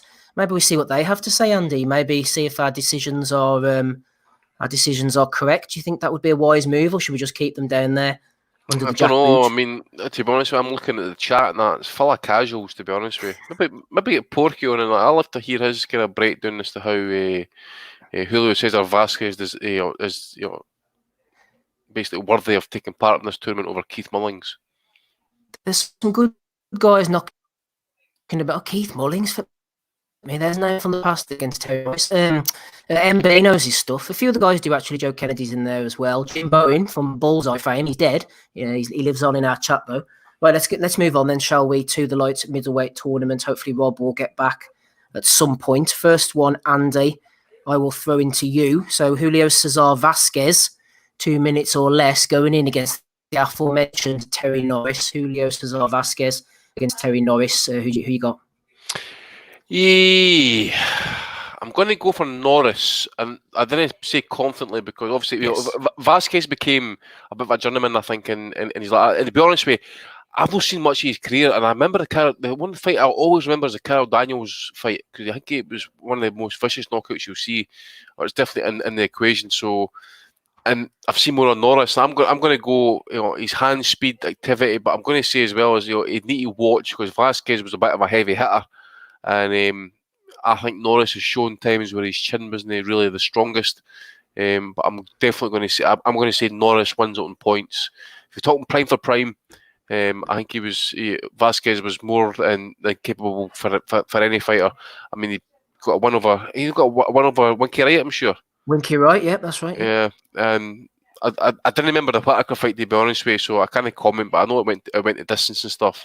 So, and who was the Spanish guy? Fuck, we mentioned him the other week there. He fought, fight Oscar. Wasn't Oscar? Oh, Castillejo. He fought him as well. I think he beat him as well. So he's fought some decent opposition. I just think when he lost his title, he kind of went like in a journeyman route and stuff like that. But I'm going to say Norris. Quickness. He could hit as well, Norris, I suppose. He was a liability though, wasn't he? That he wasn't going to hit somebody and get thrown out. He could be. He could stray low. He could get a few DQs and stuff. But I think he would hold it together. I think he would win open points. I agree. I also, Porky mentioned Vasquez there. I think Reverend Pickles went for Norris. I would tentatively pick Norris. I thought Norris was supremely talented puncher, as Andy said. He was very fast as well. But you could see someone as rough, tough, rugged as Vasquez and as hard to beat as Vasquez with his power as well, giving Norris trouble. If Vasquez were to catch him, I would not be surprised at all. But if Norris could stay out the way, I could see him definitely getting the win. So I agree with you there, Andy. I think we'll push old Terry Norris through to the next round. Let's hit up Gabriel. Are you there, Gabe? Are you pumped up, ready for quarterfinal number 2? Yeah, what do we got? Okay, Gabe, 2 minutes or less. You can give us your opinions on. Tough one here for the hitman, Tommy Hearns, against the body snatcher, Mike McCallum. Hearns McCallum. Ooh, I know Dave. Dave liked this one. Ooh, I'm going to go with... I'm going to go with Mike McCallum. I think he had a great chin. Don't think he ever got stopped from what I recall. And I think if he does exactly as his name implies and works the body, we know Tommy maybe had some liabilities in terms of chin, ability to be in really big dog fights. That's not to disrespect Tommy Hearns at all. Absolutely one of my favorite fighters of all time. But I for some reason I just feel like Mike McCallum would take it. Late stoppage. Late stoppage for Mike McCallum. Gabe has spoken. Yeah, Hearns, a couple of the boys in the chat, Ian McKenzie going for Hearns, John Fury, excuse me, going for Hearns as well. McCallum was a hell of a fighter, wasn't he, Andy? He was so strong at light middleweight. Yeah, like middleweight as well. You know, obviously he did end up topping it at light heavy. The Tony fights, I can always remember them. I agree with Gabe. I would actually side with McCallum as well. I'm not too sure about the stoppage, though. And I know what we're talking about. This is like middle. I think Hearns is still in his prime. Chin's no really much of a concern. And I always remember these fights with Callumby, Mike McCallum. I think he iced Julian Jackson pretty quick. He's got wins over who's the guy that Leonard fought? Kalu. I think his name is. Oh, yeah, clearly. Yeah, he's got a win over him as well. I think he's got like a win, a loss, and a draw with Tony. He's beat Jeff Harding as well up at light heavy. Yeah, I'm going to say McCallum. I agree with Gabe, but I'm going to say McCallum would win on points. He's too smooth, and Hearns, you know, he was a good hitter as well. I must admit, McCallum, and Hearns is a devastating puncher, but nobody dropped or iced Mike McCallum. And I just don't see Hearns doing it, actually, to be honest with you. And again, it's not a knock on him. It's just, you know, this is Mike McCallum. You know, one of the best of all times, Hall of Famer, great amateur back in his day as well. I think he won the Commonwealth gold medal, actually. Forget when. And he's list of opponents and stuff. I don't know. I need to go and check. I don't know if Duran was champ running about like middleweight at the time when McCallum was kind of floating about. And I don't know if he kind of maybe swerved that fight. I need to go and double check on that one. But I think it's a 3-weight champion or 3-time champion, I think, and stuff. Okay, Mike McCallum moves through then to the semi-finals. Next one, Gabe, for you, a man who's already been mentioned, Ronald Winky Wright. He lost to Vasquez, but he's going in here against Nino Benvenuti. Jason Chukwu also threw this guy in. Ronald Winky Wright against Nino Benvenuti.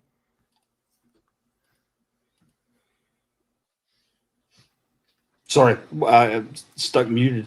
I'm gonna go with Benvenuti on this one. Yes.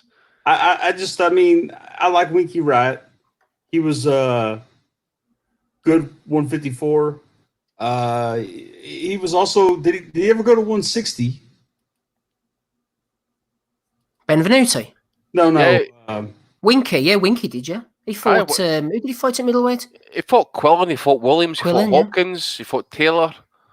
Yeah, there you go. See, I couldn't remember. For some reason, I was drawing a blank on what he did at 160. I mean, look, Winky was a solid tactician. One of his best fights was making Tito Trinidad look like a novice. I mean, he jabbed his face off.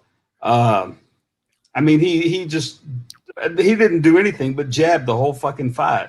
If he would have pressed at any point, I think he could have eventually knocked Trinidad out. But he held Trinidad at bay the whole time. If you want to see a performance on what a great jab can do for you, that was a great fight. I mean, also a bit exposed, I think, some of the weaknesses of Trinidad that maybe Bernie Hopkins hadn't exposed yet at that point previously.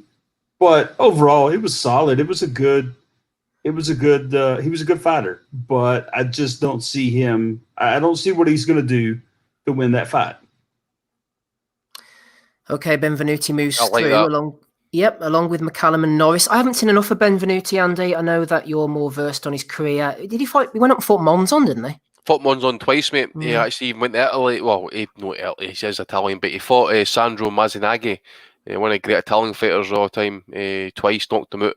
He's got wins over Don Fulmer, Emil Griffith, at least once or twice, and Luis Rodriguez, who was one of the great. I think he was a Cuban, actually. One of Ali's favourite fighters, actually, believe it or not. I'm sure he was a Cuban. Kind of fought in the same era as Griffiths and Benny Parrett and all the type of guys as well. And the Monzon fights were obviously, I'm sure they were at the tail end of his career, pretty certain they were. And he's a top amateur back in his time as well, Benvenuti. I think he was I think he was Olympic champion, and I'm sure he even got the Val Baker Trophy as well. So definitely a popular champion back in his day. Like, Yeah, I remember watching the Benvenuti Monzon fights, both of them back in the day when I first got into the sport. That was about 20 years ago. Couldn't tell you a damn thing about either of them. Maybe time to start revisiting those scraps. Okay, Gabe, let's go on to quarterfinal number 4, bringing it back up to date slightly with one fighter anyway. Both of these are, of course, now retired. You have the big puncher himself, Julian Jackson, against Sugar Shane Mosley. Julian Jackson against Sugar Shane Mosley.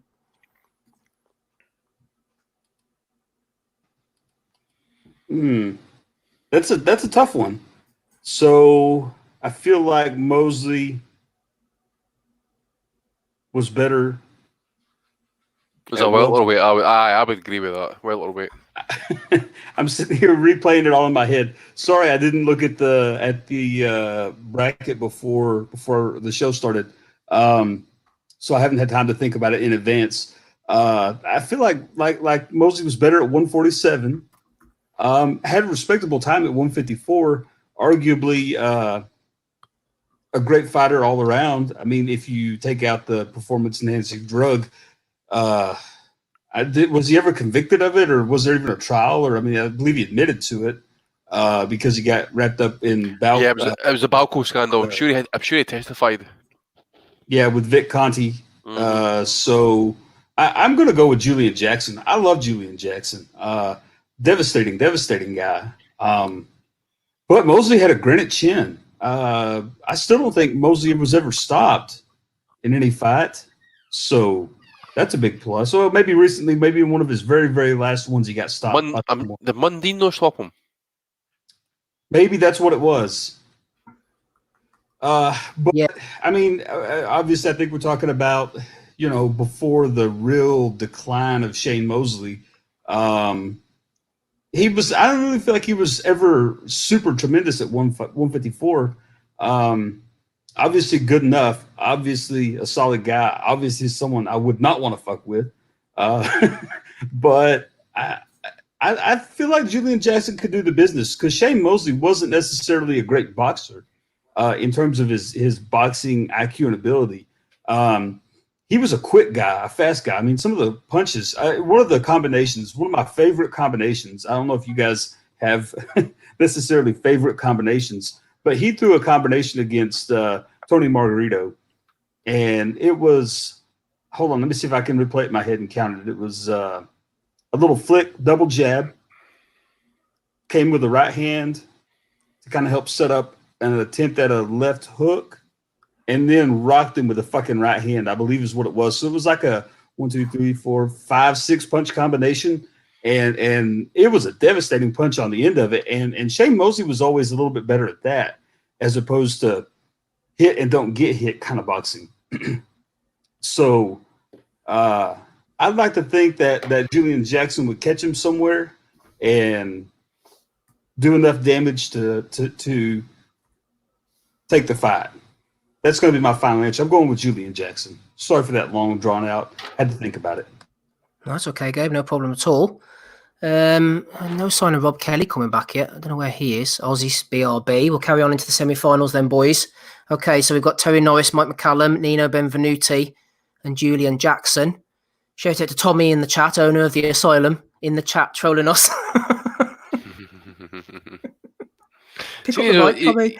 Is that what you say? Pick up the mic and go on the call, you cunt. Aye. Maybe he could come and give us his opinions on who he thinks he's going to win. Right, anyway, so Andy, we shall go with, I'm going to mix them up here in a little mixing up machine.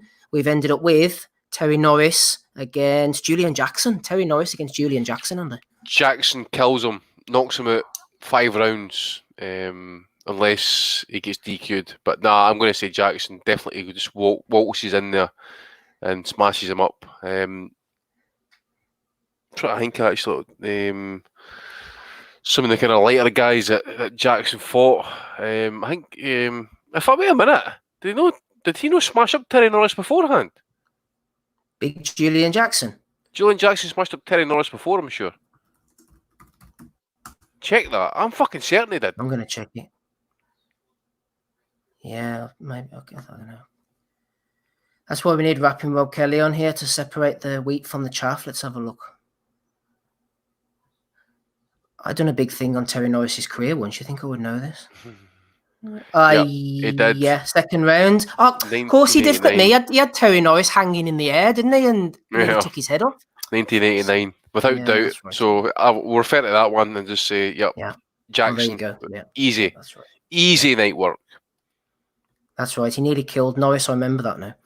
Okay, so that out the way. Over to you, Gabe. Nino Benvenuti, Mike McCallum. I'm gonna go with. I'm gonna go with shit. I almost butchered that one. Benvenuti. Excuse me. I'm sorry. Man, I really like that fight. That's a fun fight to think about. But I think Benvenuti had some grit and some qualities that would have helped him win in a fight against a tough guy like Mike McCallum. Mike McCallum was not invincible. He did lose, and everybody has the potential to, especially when we're talking about some great fighters. Recently watched Benvenuti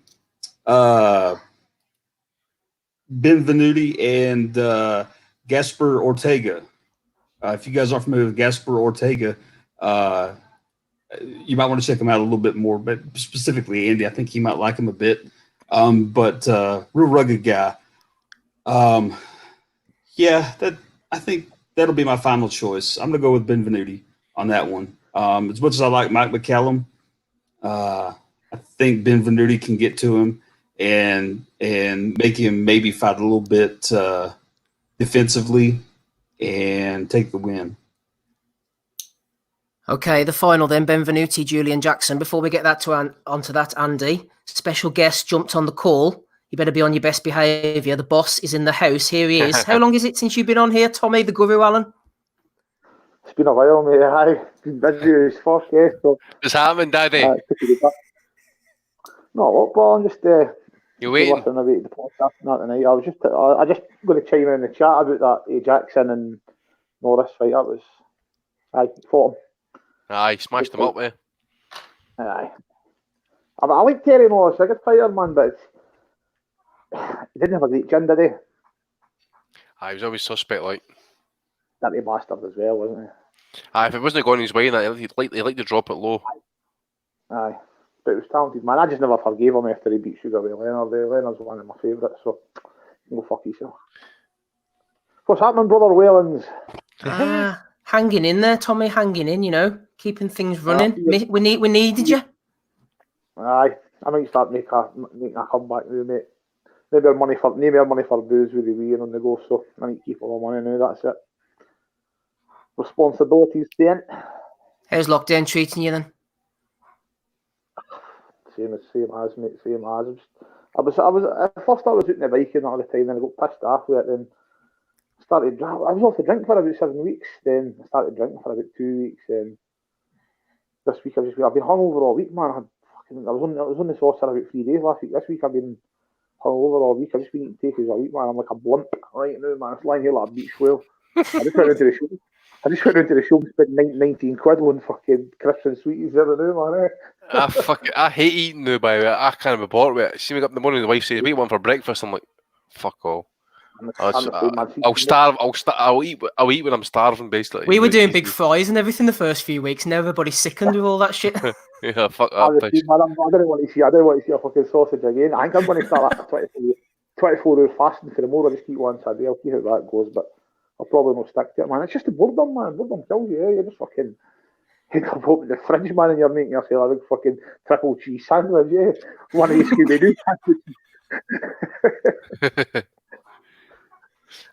Tommy, before we get back to the final, we need to get the big casual questions in with you. Rapping Rob Kelly said earlier on, they're going on about everyone gets asked who would win, Joshua or Fury. So I'm going to have to jump on that train, get a few IFL views. Who wins, Joshua or Fury? I think most people know my opinion on that one. I think Tyson. I've seen it. I'm not just seeing it just for the playoff performance. I've seen it a long time ago. I've probably seen the podcast before. I think Tyson can beat him going backwards or going forwards. He's multi-dimensional. Josh is he hits hard, right, and he is quite quick. But he's only chance if he doesn't knock Tyson Fury, he's not going to win the fight. He's not going to outbox him. It's no Andy Ruiz that's going to be standing in front of him at fucking 20 stone, can hardly move. Tyson's a fluid boxer, and I can't see anyway Josh Allen's a fight apart from knocking Fury out. Fury beat him 99 times out of 100 in my opinion. And what about Eddie's back garden? Are you going to be around there with a couple of cans watching these fights in Matchroom Square Garden? I very much doubt it, mate. I very much doubt it. He's not going to get to do that, is he? There's no danger he's going to be able to do that. That's fucking... I think the fights are a long way off, I think, man. I can't see that happening anytime soon. Is there anything... I take it there's nothing signed all that yet, is there? No. Nah, he's not going to be able to fucking do that, man. I think we're going to be August before we see any boxing. To be honest. But what about... How's it going to work? You're going to have to put all these fights on pay-per-view, isn't he? See if he's doing like an next-gen tier, but he's not going to make any money with tickets for that. And fucking... It's going to all have to be pay-per-view, isn't it? For people to make money, for him to make money, for fighters to make money, etc. You know, so I just can't see how it's going to work. I think we're a long way off for boxing. The same that UFC, they done a card, so I don't know. You should go and do one on Epstein's Island. Barry will be able to hook up there, man. Probably. What about Canelo, Guru? Canelo Saunders? Barry's been in a few rings there. Ring construction.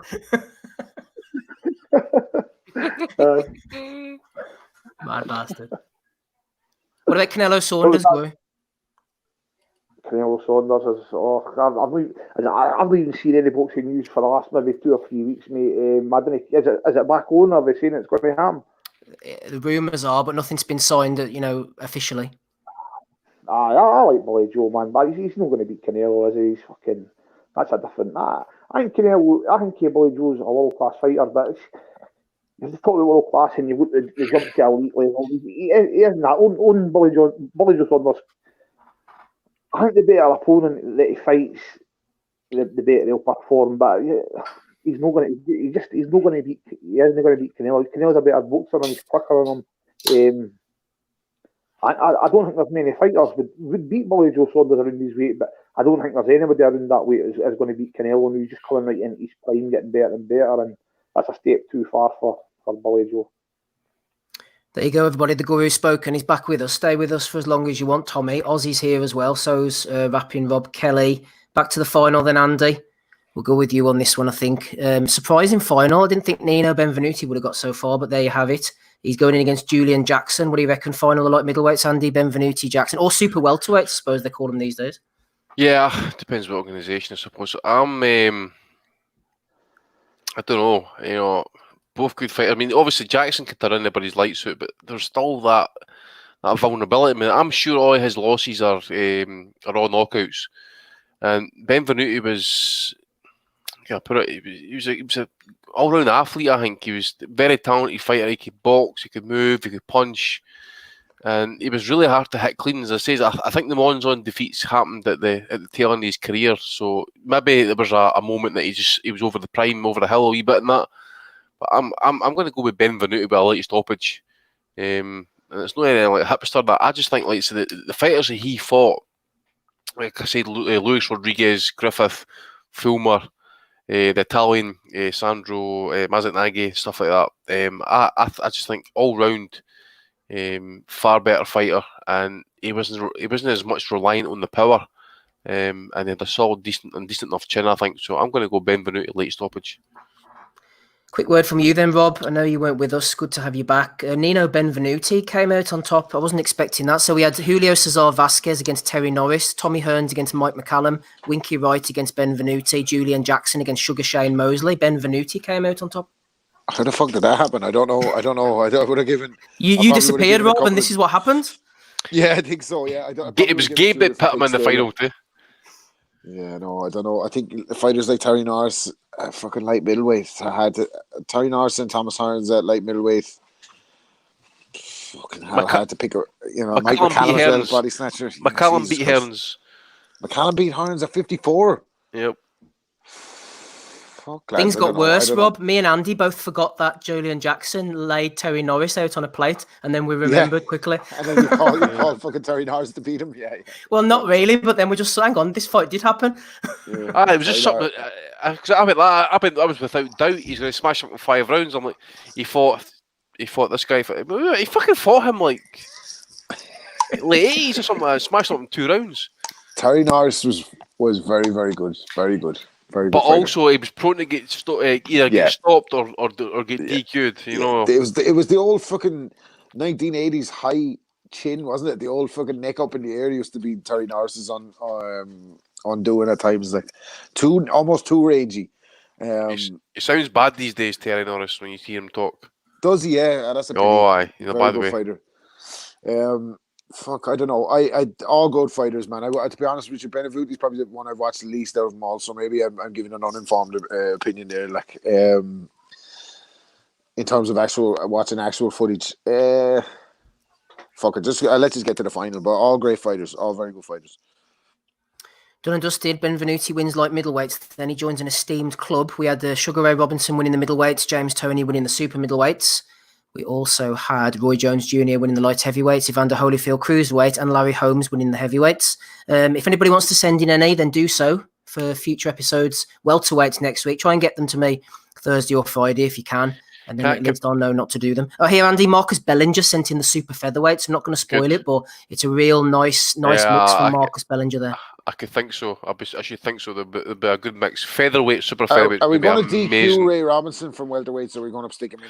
Well, that's what I'm going to say, mate. I think we should leave him out because he's no peer, man. He's number 1 all time. I think we should leave him out of respect because it's too easy to say that he's going to win fucking welterweight and middleweight tournaments and stuff. I think too easy.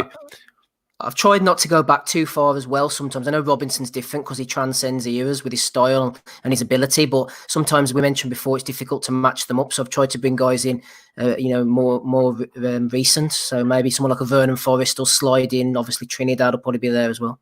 Steve, I know you're letting the fans shout out the welterweights for next week and stuff. Any list that doesn't involve Jose Naples will be immediately shredded. Immediate shredding from Andy. I let the fans call out the list for next week's fight, Andy, and they, as you say, they give us the square root of fuck all because I haven't seen anything. No, I've not seen that either.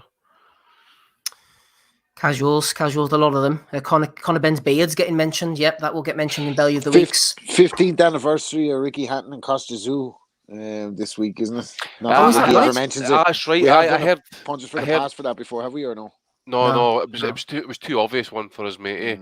Because I think Box Nation done it. No, if you listen to the BBC podcast, Costello and Bunce, he actually had Ricky on the call and watched the fight back live, or most of it live, and just basically had him give his thoughts and opinions on it and stuff. So good listen.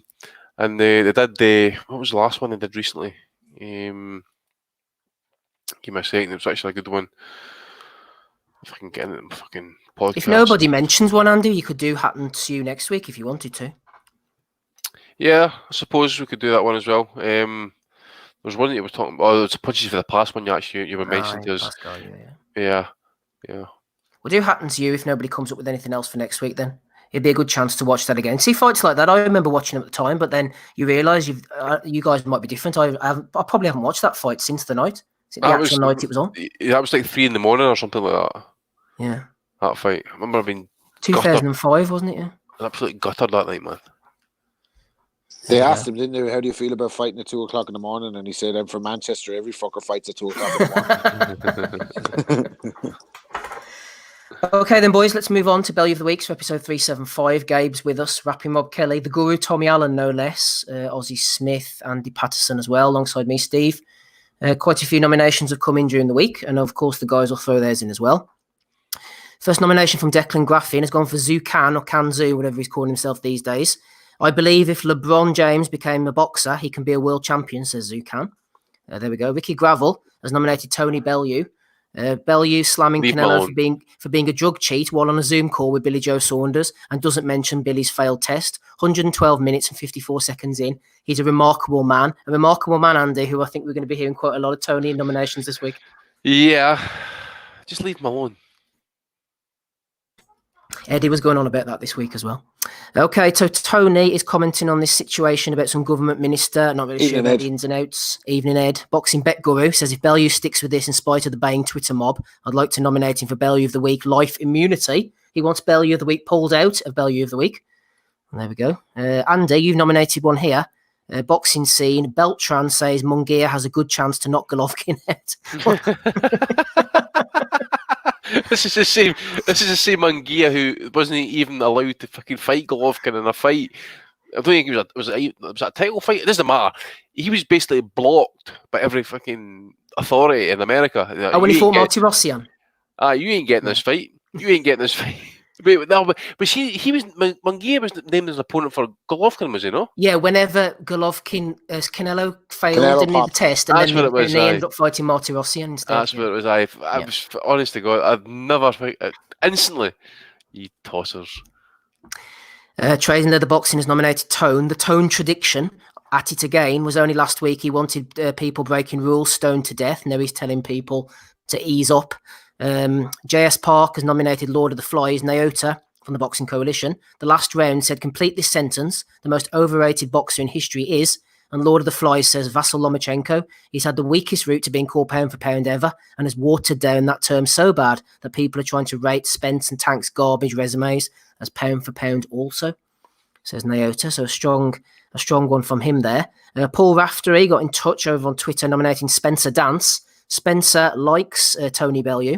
He says, Tony, you were fantastic to watch on that programme. What a humble, kind human being you are. I truly hope you find happiness. You deserve it. Amazing journey. Well, I hope if he finds happiness, Rob, he's tucked away somewhere where no one could bother him. Just leave him alone, will you? For fuck's sake, leave the chap alone. He's changing his opinions on social distancing. 1 minute he wants you fucking quarantined and locked up and gas masked up, and the next minute it's roam free, do whatever the fuck you want. I tell you what, right? In a lot of ways, we pump Bellew up with this Bellew of the Week thing because I think people would have forgotten about him by now. Not saying we're the credit for, giving him the credit for his public persona, but in the boxing world, people would have long forgotten about him. But he just cannot shut the fuck up. He just can't do it. Like, cannot do it. He has an opinion on absolutely everything and knows fuck all about most things, boxing included, by the way. So, yeah, good on Bellew. Keep the gift that keeps on giving. The gift that keeps on giving. Your president, Gabe, has been nominated. Donald J. Trump, way back, old school Bellew of the Week in 2014, talking about Floyd Mayweather getting beaten up badly through 10 rounds by Marcos Maidana, but the announcers say it is even. Only 2 rounds left. Trump, big boxing fan, Gabe, as we know, put on many's a good fight back in the day.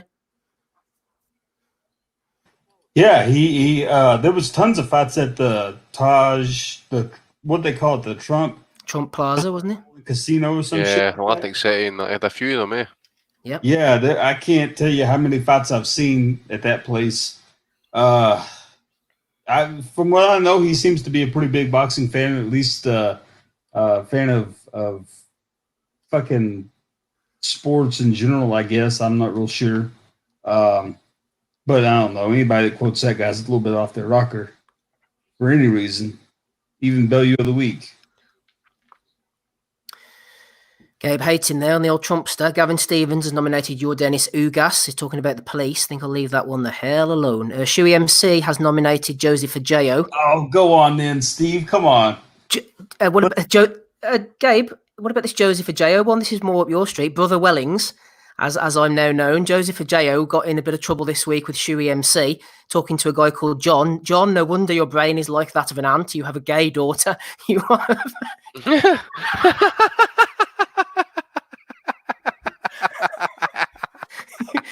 You are a failure in every aspect of life. Go and get your madness degree from a psychiatric institution. Oh, is it between brain size and gay daughters? I mean, the doctor might know. He is a doctor after all. Is there some credence to this? PhD, goddammit.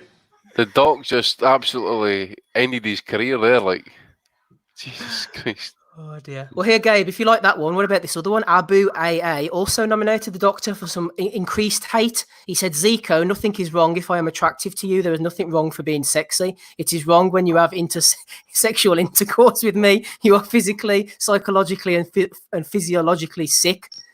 Period, says Joseph J.O. He's got, Gabe, I'll tell you what, he's been going absolutely mad this week. I can't tell you. This guy's just put out some real gold this week.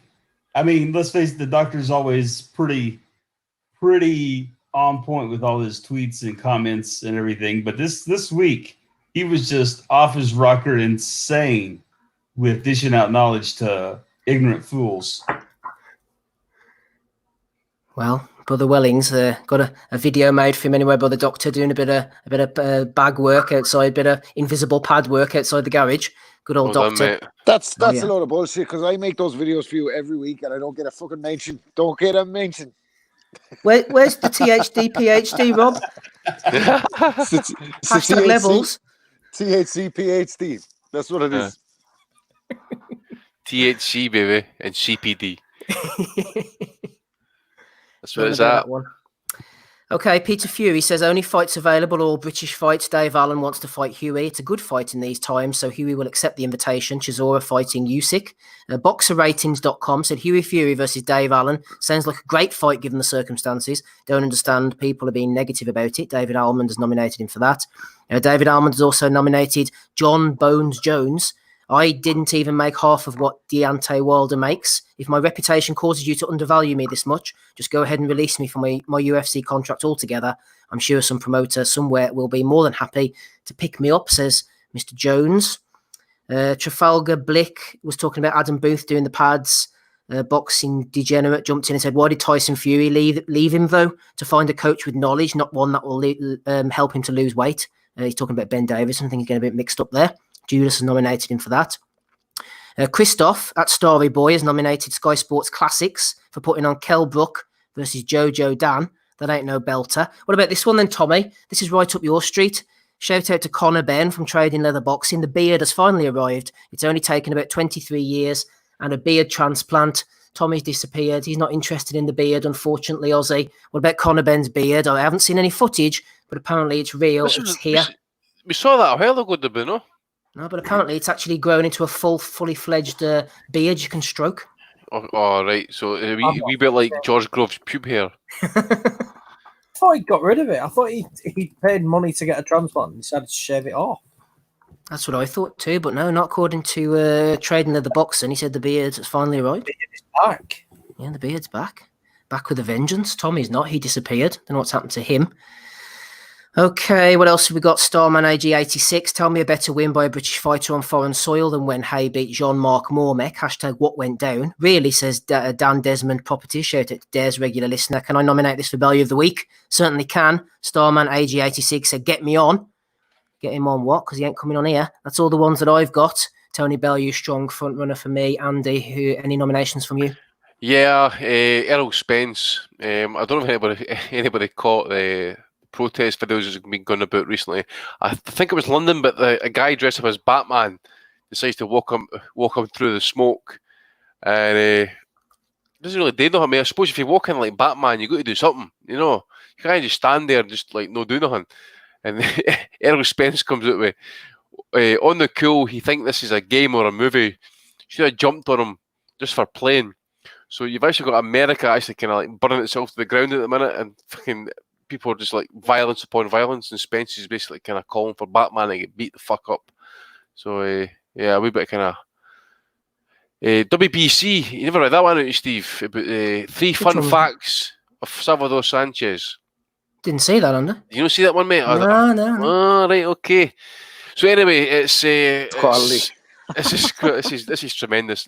It's like 292. It's like, what is it? 30 year for Sanchez died. So 3 fun facts about Salvador Sanchez from the WBC. He is considered the Mexican greatest of all time by many people. Before becoming a boxer, he loved lucha libre. I think that's wrestling. And number 3, he died in a car crash on August 12th, 1982. People still visit his grave every year and pay tribute to him. So that was a fun fact that he died in a car crash in 1982. Motherfuckers. Had me rolling that one. Honest to Christ. It's a bit of fun, Rob, you miserable bastard. It's a fun fact. Jamal Charlo apparently was suspected aggravated assault case. Rob, is that right? Oh, yes, I saw the headline to that. What's he done? Correct. You know, I think he saw TMZ. someone in his house. I saw the TMZ headline. I didn't need to read too much into it, to be honest with you, to kind of get the gist of it. Charlo hit someone at his house or aggravated assault. I didn't specify was it a male or a woman. or a dog, in fact. When that Tarlo had fucking aggravated and assaulted, so who knows?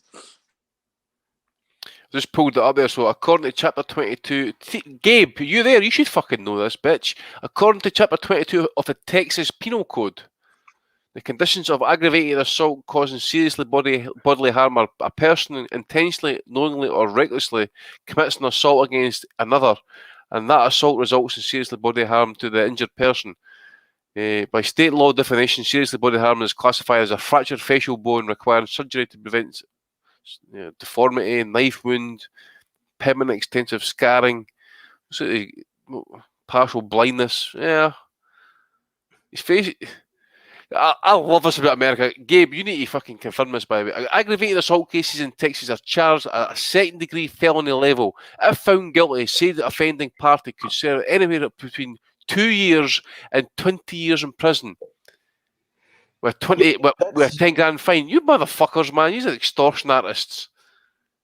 Yeah, that's about right. I mean, I can't necessarily speak to how severe the situation was or what it all entailed. There's a lot of leeway. So I don't know about you guys, but everywhere here, the law is always this big fucking gray blob area. So they would take into account how severe, obviously the assault or whatever it was, how severe that actually was. First off, once they kind of determine that, then they kind of probably would make a baseline decision on how severe the penalty would be for it.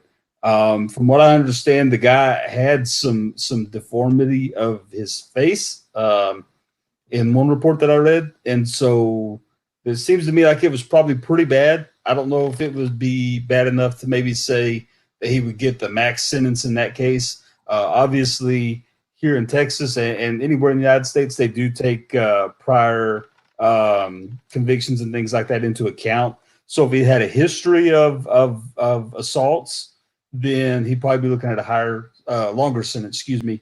And also, they may take into account his career. That could be a downside for him. So I think that might be a case where they look at the scenario, what happened, what led to the assault, and then from there they may make a decision based on the fact that, look, this guy's a professional fucking boxer, and here he is going around beating on people. What's his deal? Is he unhinged? Are they going to make an example out of him? Are they going to let him off? I mean, it could go any number of ways. It depends on the judge a lot of times too. So the judge is, if he's wanted to make an example out of somebody, he damn well may do it. So you never really can tell. Just based off what I know so far, which isn't a whole lot more than anybody else has said, I wouldn't suspect that he'll get a big, huge long term for what happened. I mean, it could be a number of things. He may have been attacked first. Whenever all the facts come out, I think then you might have a better idea of guessing as to what his punishment will be, or if there even is one, to be fair. Andy, a few more from you? Yeah, Tim Bradley for saying that Stevenson is I think basically on a par with Mayweather. Who well, else? In one respect, maybe. I suppose. Well, he's undefeated against women. Talking about Barnett's, and stuff, and you talk about Ben with the beard transplant. I know James DeGale went through the hair transplant as well, but fuck it, George Groves just let him mention that hair that he never had up to he got smashed up off. Well, he didn't. He got beat off Callum Smith, right? He's had a hair transplant, right? And swear to God, he's on that Skybox, and whatever it was, giving an interview about the Frotch defeat, and he's 32, man. He's fucking that hair. It's tremendous. It's like they said to him. It's like they said, George, you've wanted hair all your life. What do you want to do with it now that you have it? And he's like, just give me the homeless look, dude. Just give me, that Richard Dreyfuss down and out in Beverly Hills look. That's what I always wanted. It's like he raised a bucket for something to eat, man. Just that hair. It's just it doesn't fucking belong there. We know you lost your hair, mate. You know, it's weird as I say, is because Froch had his nose fixed after fighting Groves, and then you've got Eubank fighting DeGale and Groves, and they both go and get a hair transplant. It's just weird. It's just too much money at the end of the day, you know. But when did fucking fighters give so much of a shit about the cosmetic appearance of their faces? They used to go around with their fucking nose split in two and their ears hanging off. Nigel Rafferty's cauliflower ears. Yeah, they're gonna get fucking hair transplants. George Grove's hair transplant is the only. It's probably the worst one I've seen since Lee Griffith is number one for the worst hair transplant. oh Wayne Rooney, yes, thank God for mentioning him. Wayne Rooney number two, by the way, for his money as well, Premier League money. They had him out to dry when he came for the fucking. He looked balder. He looked balder after he got the fucking hair transplant. And this one, I don't know what's going on. Like, it's just fucking. It's like they transplanted his hair from a fucking mod from the 80s. There was one point Lee Griffith's hair looked like a fucking computer program, was like half loaded. It just fucking froze. Some player though. A fucking Gollum. We Gollum looking like cunt. So he could get fucking with all his money now. He could probably go and get 9 hair transplants in a row. Aye. He might even get an asterisk put on the end of it. Still counts, baby. You could see it going whenever he was playing for Wolves. He used to have the sort of wispy in the air. Reminds me of my dad whenever he went out in the wind. You know, the sort of strands in the air. Aye. Bobby Charlton, kind of eyes. You say Bobby Charlton now. Just shave it off, man. Just shave it off. Right, are they all your ones, Andy? Yeah, mate. So I think the WBC is going to be out in front for me at the minute. Groves' hair, pretty spectacular. Yeah, got to say. And Batman as well, just walking through the mist. And Errol Spence is like claiming and beat that motherfucker. Right? He'd have been in bad fucking. He'd have been in a bad spot if Errol Spence had have actually been there and acted on that one, wouldn't he? Because Errol, like in public, he could fucking do anything. Can you imagine Errol actually appear in the Batmobile and probably smash up the whole fucking place, man? Batman's like, "What are you doing in my car again, Errol?"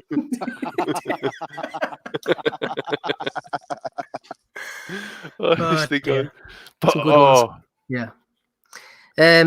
Gabe, any from you? Nominations? Nope, none from me. Nothing from Gabriel. Ozzy, any nominations from you this week? No, nothing. Nothing from Ozzy. I've done anal. Nothing from Donny. Rob, anything from you? I don't know. Smitho said in the chat that we might have covered this already, but I probably forgot because my short-term memory is not amazing. But fucking the Scottish. Why? It could be hereditary, man. I don't know. Science, the jury is out. I was watching a fucking YouTube clip on Sky Sports Boxing this week, and it was the top 10. Capital letters THE. The top 10 biggest upsets in boxing history. In at 9, Ola Afolobi against fucking Enzo Macronelli, and number 2 was Danny Williams versus Mike Tyson. Nowhere near it was fucking Ali Foreman, Buster Douglas, Mike Tyson. It was all just fights that were on Sky. So you had Alexander, Michael Gomez. They had Sam Eggington on there against that Hassan. Who next? That was in at 10, actually. Yeah, Sam Eggington. The biggest upsets in boxing history. Sam Eggington and one time Joaquinho. So the Sky Sports Boxing, fucking hell. I forgot about that one. Having a mayor since quarantine, they are.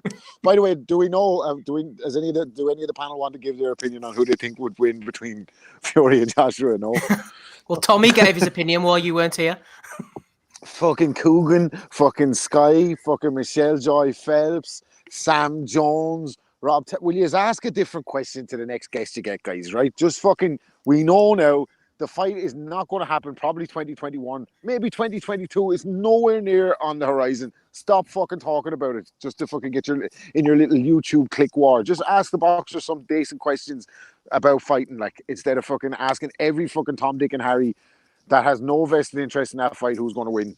Piss me off, that is. Yeah, Lee the Alcoholic Fudge covered what I was thinking, actually, exactly. The top 10 upsets that we have the rights to show in history. So that's a strong one. That's a strong one. Forgot about that one. Okay, we'll go around to who's picking what. I'm going to go for that one, Andy. I forgot all about that one. That's got to be a value of the week for me, Sky Sports. What was the Sky Sports one? Sorry, mate. I was looking at something else. Just the one Rob was saying there. Oh, that one, yeah, that's a fucking belter. Have you been on the Stardog? Gandhi's short-term memory's not what it was either. Absolutely not, mate. Listen, I'm hanging by a thread. You know where I was last night. Jeez. Yeah, I'll go with that one. But WBC's good running close with Sal Sanchez, like, go to be. Oh, that's a good one. There's been some solid ones this week. Ozzy, who you going for? Oh, it's tough, this one. I think Dr. Joseph Ajayo definitely deserves an honourable mention for his outburst on Twitter. WBC, I agree, but then Yeah, you don't say that. then there's got to be an opportunity to hammer Sky for their obscene top 10 upsets, which, as we say, involved one-time McQueen. Good old one time, yeah. Sky looks like it could be a clean sweep here. Rob, I take it you're going for Sky? Yeah, but I like the Salvador Sanchez one as well, because didn't Andy take the account to task as well? It's a fun fact that he died, mate. And the man was like trying to fucking justify it, and he was like, "Well, I actually think it's a fun that people still visit his grave." Like, The fucking barrel of laughs, all right, man. Yeah. I can just imagine this fucking pilgrimage in Mexico somewhere that they're fucking walking up to his grave and that. Oh, we all pay homage. Fuck off, man. I want the guy to be alive. Twats. Yes. Sky Sports looks like it's going to sweep it. Gabe, who are you going for? Sky Sports for the sweep. Sky Sports for the clean sweep. Sky Sports is still going at the moment, though. One entity that is going to be destroyed very soon, we believe, is the good old fellas at DAZN, old DAZN. Gabe disappeared. Going to have a quick word about DAZN before we close up for the night. Just before we do so, we're meaning to give out the top guys a shout out here. Our top Patreon subscribers, I have the list in front of me. Going to give them a quick shout out here because they are good guys, all of them.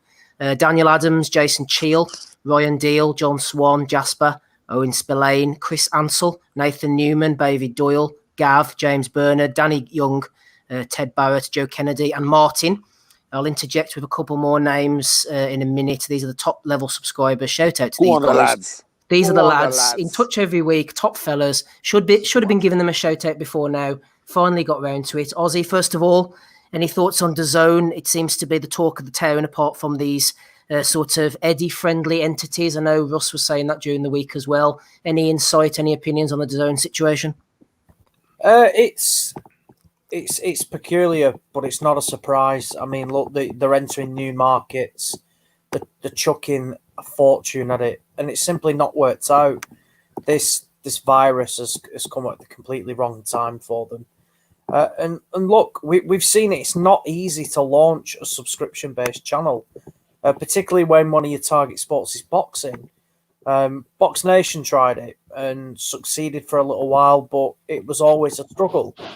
The only way DAZN, I think, will work is if they pick up major rights to the Premier League, NFL, your major sports, which will drive subscriptions. Unfortunately, things like boxing just aren't going to do that. I mean, they've got Bellator on there, but who the fuck watches stuff like that? You're not telling me that it's driving, the hundreds of thousands of subscriptions they will need to turn a profit. I mean, how much is it now? Is it $10 or something like that in America, or has it gone up to $15? Apparently, it's secured sporting rights. I think throughout all their sports throughout the world. It's not just America; they're obviously in Asia and that as well. Apparently, they're on the hook for $3.7 billion. Wow, really? I know they've not paid some of the fees and things like that to the respective leagues and things because they've obviously not had the content as well. So straight away they're withholding cash. It's not going to be easy. I mean, look, they tried to make a big splash. They went in with this who can forget the $1 billion deal, and ultimately, where did it get them? The Matchroom USA were just paying out obscene purses for ultimately not average fighters, because look, some were world champions, but massively overpaying the likes of Tevin Farmer and Jesse Vargas. I think Mikey Garcia's next fight, Hearn's got over $10 million tied into that, and that's just for the main event alone. I mean, I don't see how they're making funding back. clearly that's why they've gone down the route of A, going with Golden Boy to drive subscribers with Canelo, and B, the YouTubers as well. Look, we all laugh at it, but does it drive a few extra subscribers? Quite possibly. The other thing, I think they'll take anything they can get at the moment, but it's not unrealistic to see firms like this try and get investment, but it's an awful time to try and get investment, and when the only thing is cash is going out and very little's coming in. I mean, who the fuck is going to get They're involved? not going to get anything, are they, Aussie, now of all times? Plus, even in the best of times, you couldn't imagine them getting someone to come in and invest. Exactly. And like I said, there's no real return on it. I mean, this is a global... We're not just talking, like in the... I think... I also think that the UK venture will be put on hold now. I mean, they can come to the UK, fine, but what rights are they going to have? Everything's tied up, at least for the next couple of years. Champions League, Premier League, cricket, rugby, golf. I just don't know what sports they could take that, would lure you in. Even the US TV as well, that's all tied up with Sky as well in terms of basketball and the NFL. The only thing we can't see over here, unless it's on Premier Sports or something, is baseball. And who the fuck cares? Like, who's going to subscribe to the Zone for baseball, being brutally honest? It's such a small niche sport. It's just not going to drive their, subscription for what they want. Yeah. Andy, just before I bring you in, a few more of the boys, top boys here. Graham Taylor, Jeff Conway, George Barry, Craig Jevons, Dom McNamara. I haven't seen Dom in the chat tonight. John Kearns, who's been on episodes with us before. Nathan Shaw, Marvellous Mendo, Joe Ringer, James Addy, Ant, Marco Barrera, Marty G, and James Monaghan. Andy, take it away. What have you got to say? You were about to subscribe to DAZN, I think, before it went bust. Your whole... yeah, well, as I understood it, I remember reading the article in Financial Times last week or the week before. It basically says that this the owner of this DAZN is basically they're looking for fresh injection of cash. However, it is open to the idea of selling it. So I think that basically says it alone. They're on the hook. There was a lot of pressure, for what I read, to try and get the German football season finished. The Italian league starting up, I think, in a couple of weeks' time, maybe next weekend, I think it is. England's trying to get started up in early June. So these guys are all these leagues, I think they're all kind of committed, and then they've got to deliver it, because there's obviously going to be a black hole to fill if these seasons are then called and they can't be completed. These TV companies quite rightly are saying, look, it's a breach of contract. You haven't fulfilled your contract, regardless if it's been a pandemic or not. Cash is king, and they want their money back. We're not paying you full whack for only 32 games rather than 38 games, whatever it is. You can see the point in the business world, but it's I say just call off the seasons. I say the best rule is just to call off the seasons and declare whoever's at the top of the league the champion, and that's the fairest way to do it. Yeah, of course you would. But no, but in the day, as you say, but you've got other things. Japan, whatever they're showing baseball, as Aussie said and stuff. There's no F1. There's no boxing. Boxing's going to come back with empty arenas and stuff. It's going to be, very regionalised, shall we say, and that's not going to be whetting appetites for DAZN subscribers. Who wants to watch? Say, I don't know, give a British fight, Josh Kelly and Nigel Ben, Conor Ben, for example. You think somebody in America is going to subscribe to the DAZN to watch a regional fight because they can't get anybody else to watch? They'll be watching it in their hundreds. It's the same as when ESPN show those MTK fights. They're watching them. You can count it on one hand. Exactly. Or some of the YouTube channels and stuff. It's came to, as Ozzy says, it's came to the absolute worst time for, like, say, DAZN, that, because obviously they had a start up into boxing. The money they pumped into Canelo and Golovkin and Joshua, I suppose, the three main names in the sport at this point. That's not even including what Tyson Fury's getting paid off ESPN. They're getting paid fucking well. I mean, Golovkin's got I think he's got an equity stake. I was thinking about that this week, actually. It's worth shit at the minute. Here's a tenner in Monopoly money going to do. It's worth shit at the minute, but he's going to owe them money. There was pressure on Germany and I think Spain and Italy to try and get the leagues finished and stuff. So and they've started back up. So obviously they're going to try and keep up their end of the bargain. They're not going to give away their sponsor rights for fuck all and get bent air just to kind of please one team. So at least Liverpool will get to do the right thing and win it in the park where it actually should be won, rather than just boardroom meetings over Zoom. I reckon we have an investigation into it. What do you think, Andy? I absolutely agree, Rob. I think it took you 3 years to get one for George Cadetti, but I think we should get one for corporate governance. I think we should get one. What's the ball in the net day?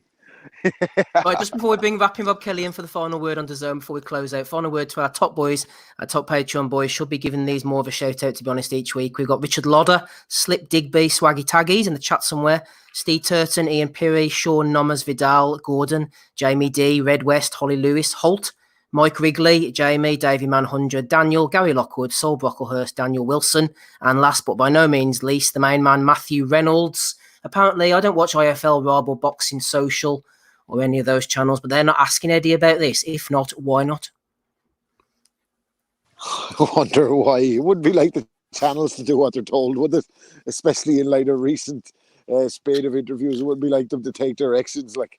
I actually was all for the zone. I know we slayed her and Evening Ed and Matchroom at times, but Edward, my second favourite Edward. I think took a while to kind of click on that one, eh? Scores with handballs not these days, eh? They all count, baby. Look at the hand of God. Yeah. Fucking. Actually, I tell you, it's a funny one. That was the first game of soccer I ever watched with my old man. Argentina versus England, and of course, my old man was devastated that England got beaten. But he was raging after that Maradona had handled the ball, and I was like, "What's wrong with you?" I was only 8. I was like, "What's wrong with you?" And he goes, "I'm gonna be hearing about this for the next fucking 30 years." Well, he's right about that. I know, yeah. But in terms of the zone, I was all for it. As I said before, a subscription model coming in at a low price. I mean, I'm already paying a tenner for Netflix, paying whatever 20 quid for Now TV. I'd happily spend a tenner to be able to stream HD fights in the States.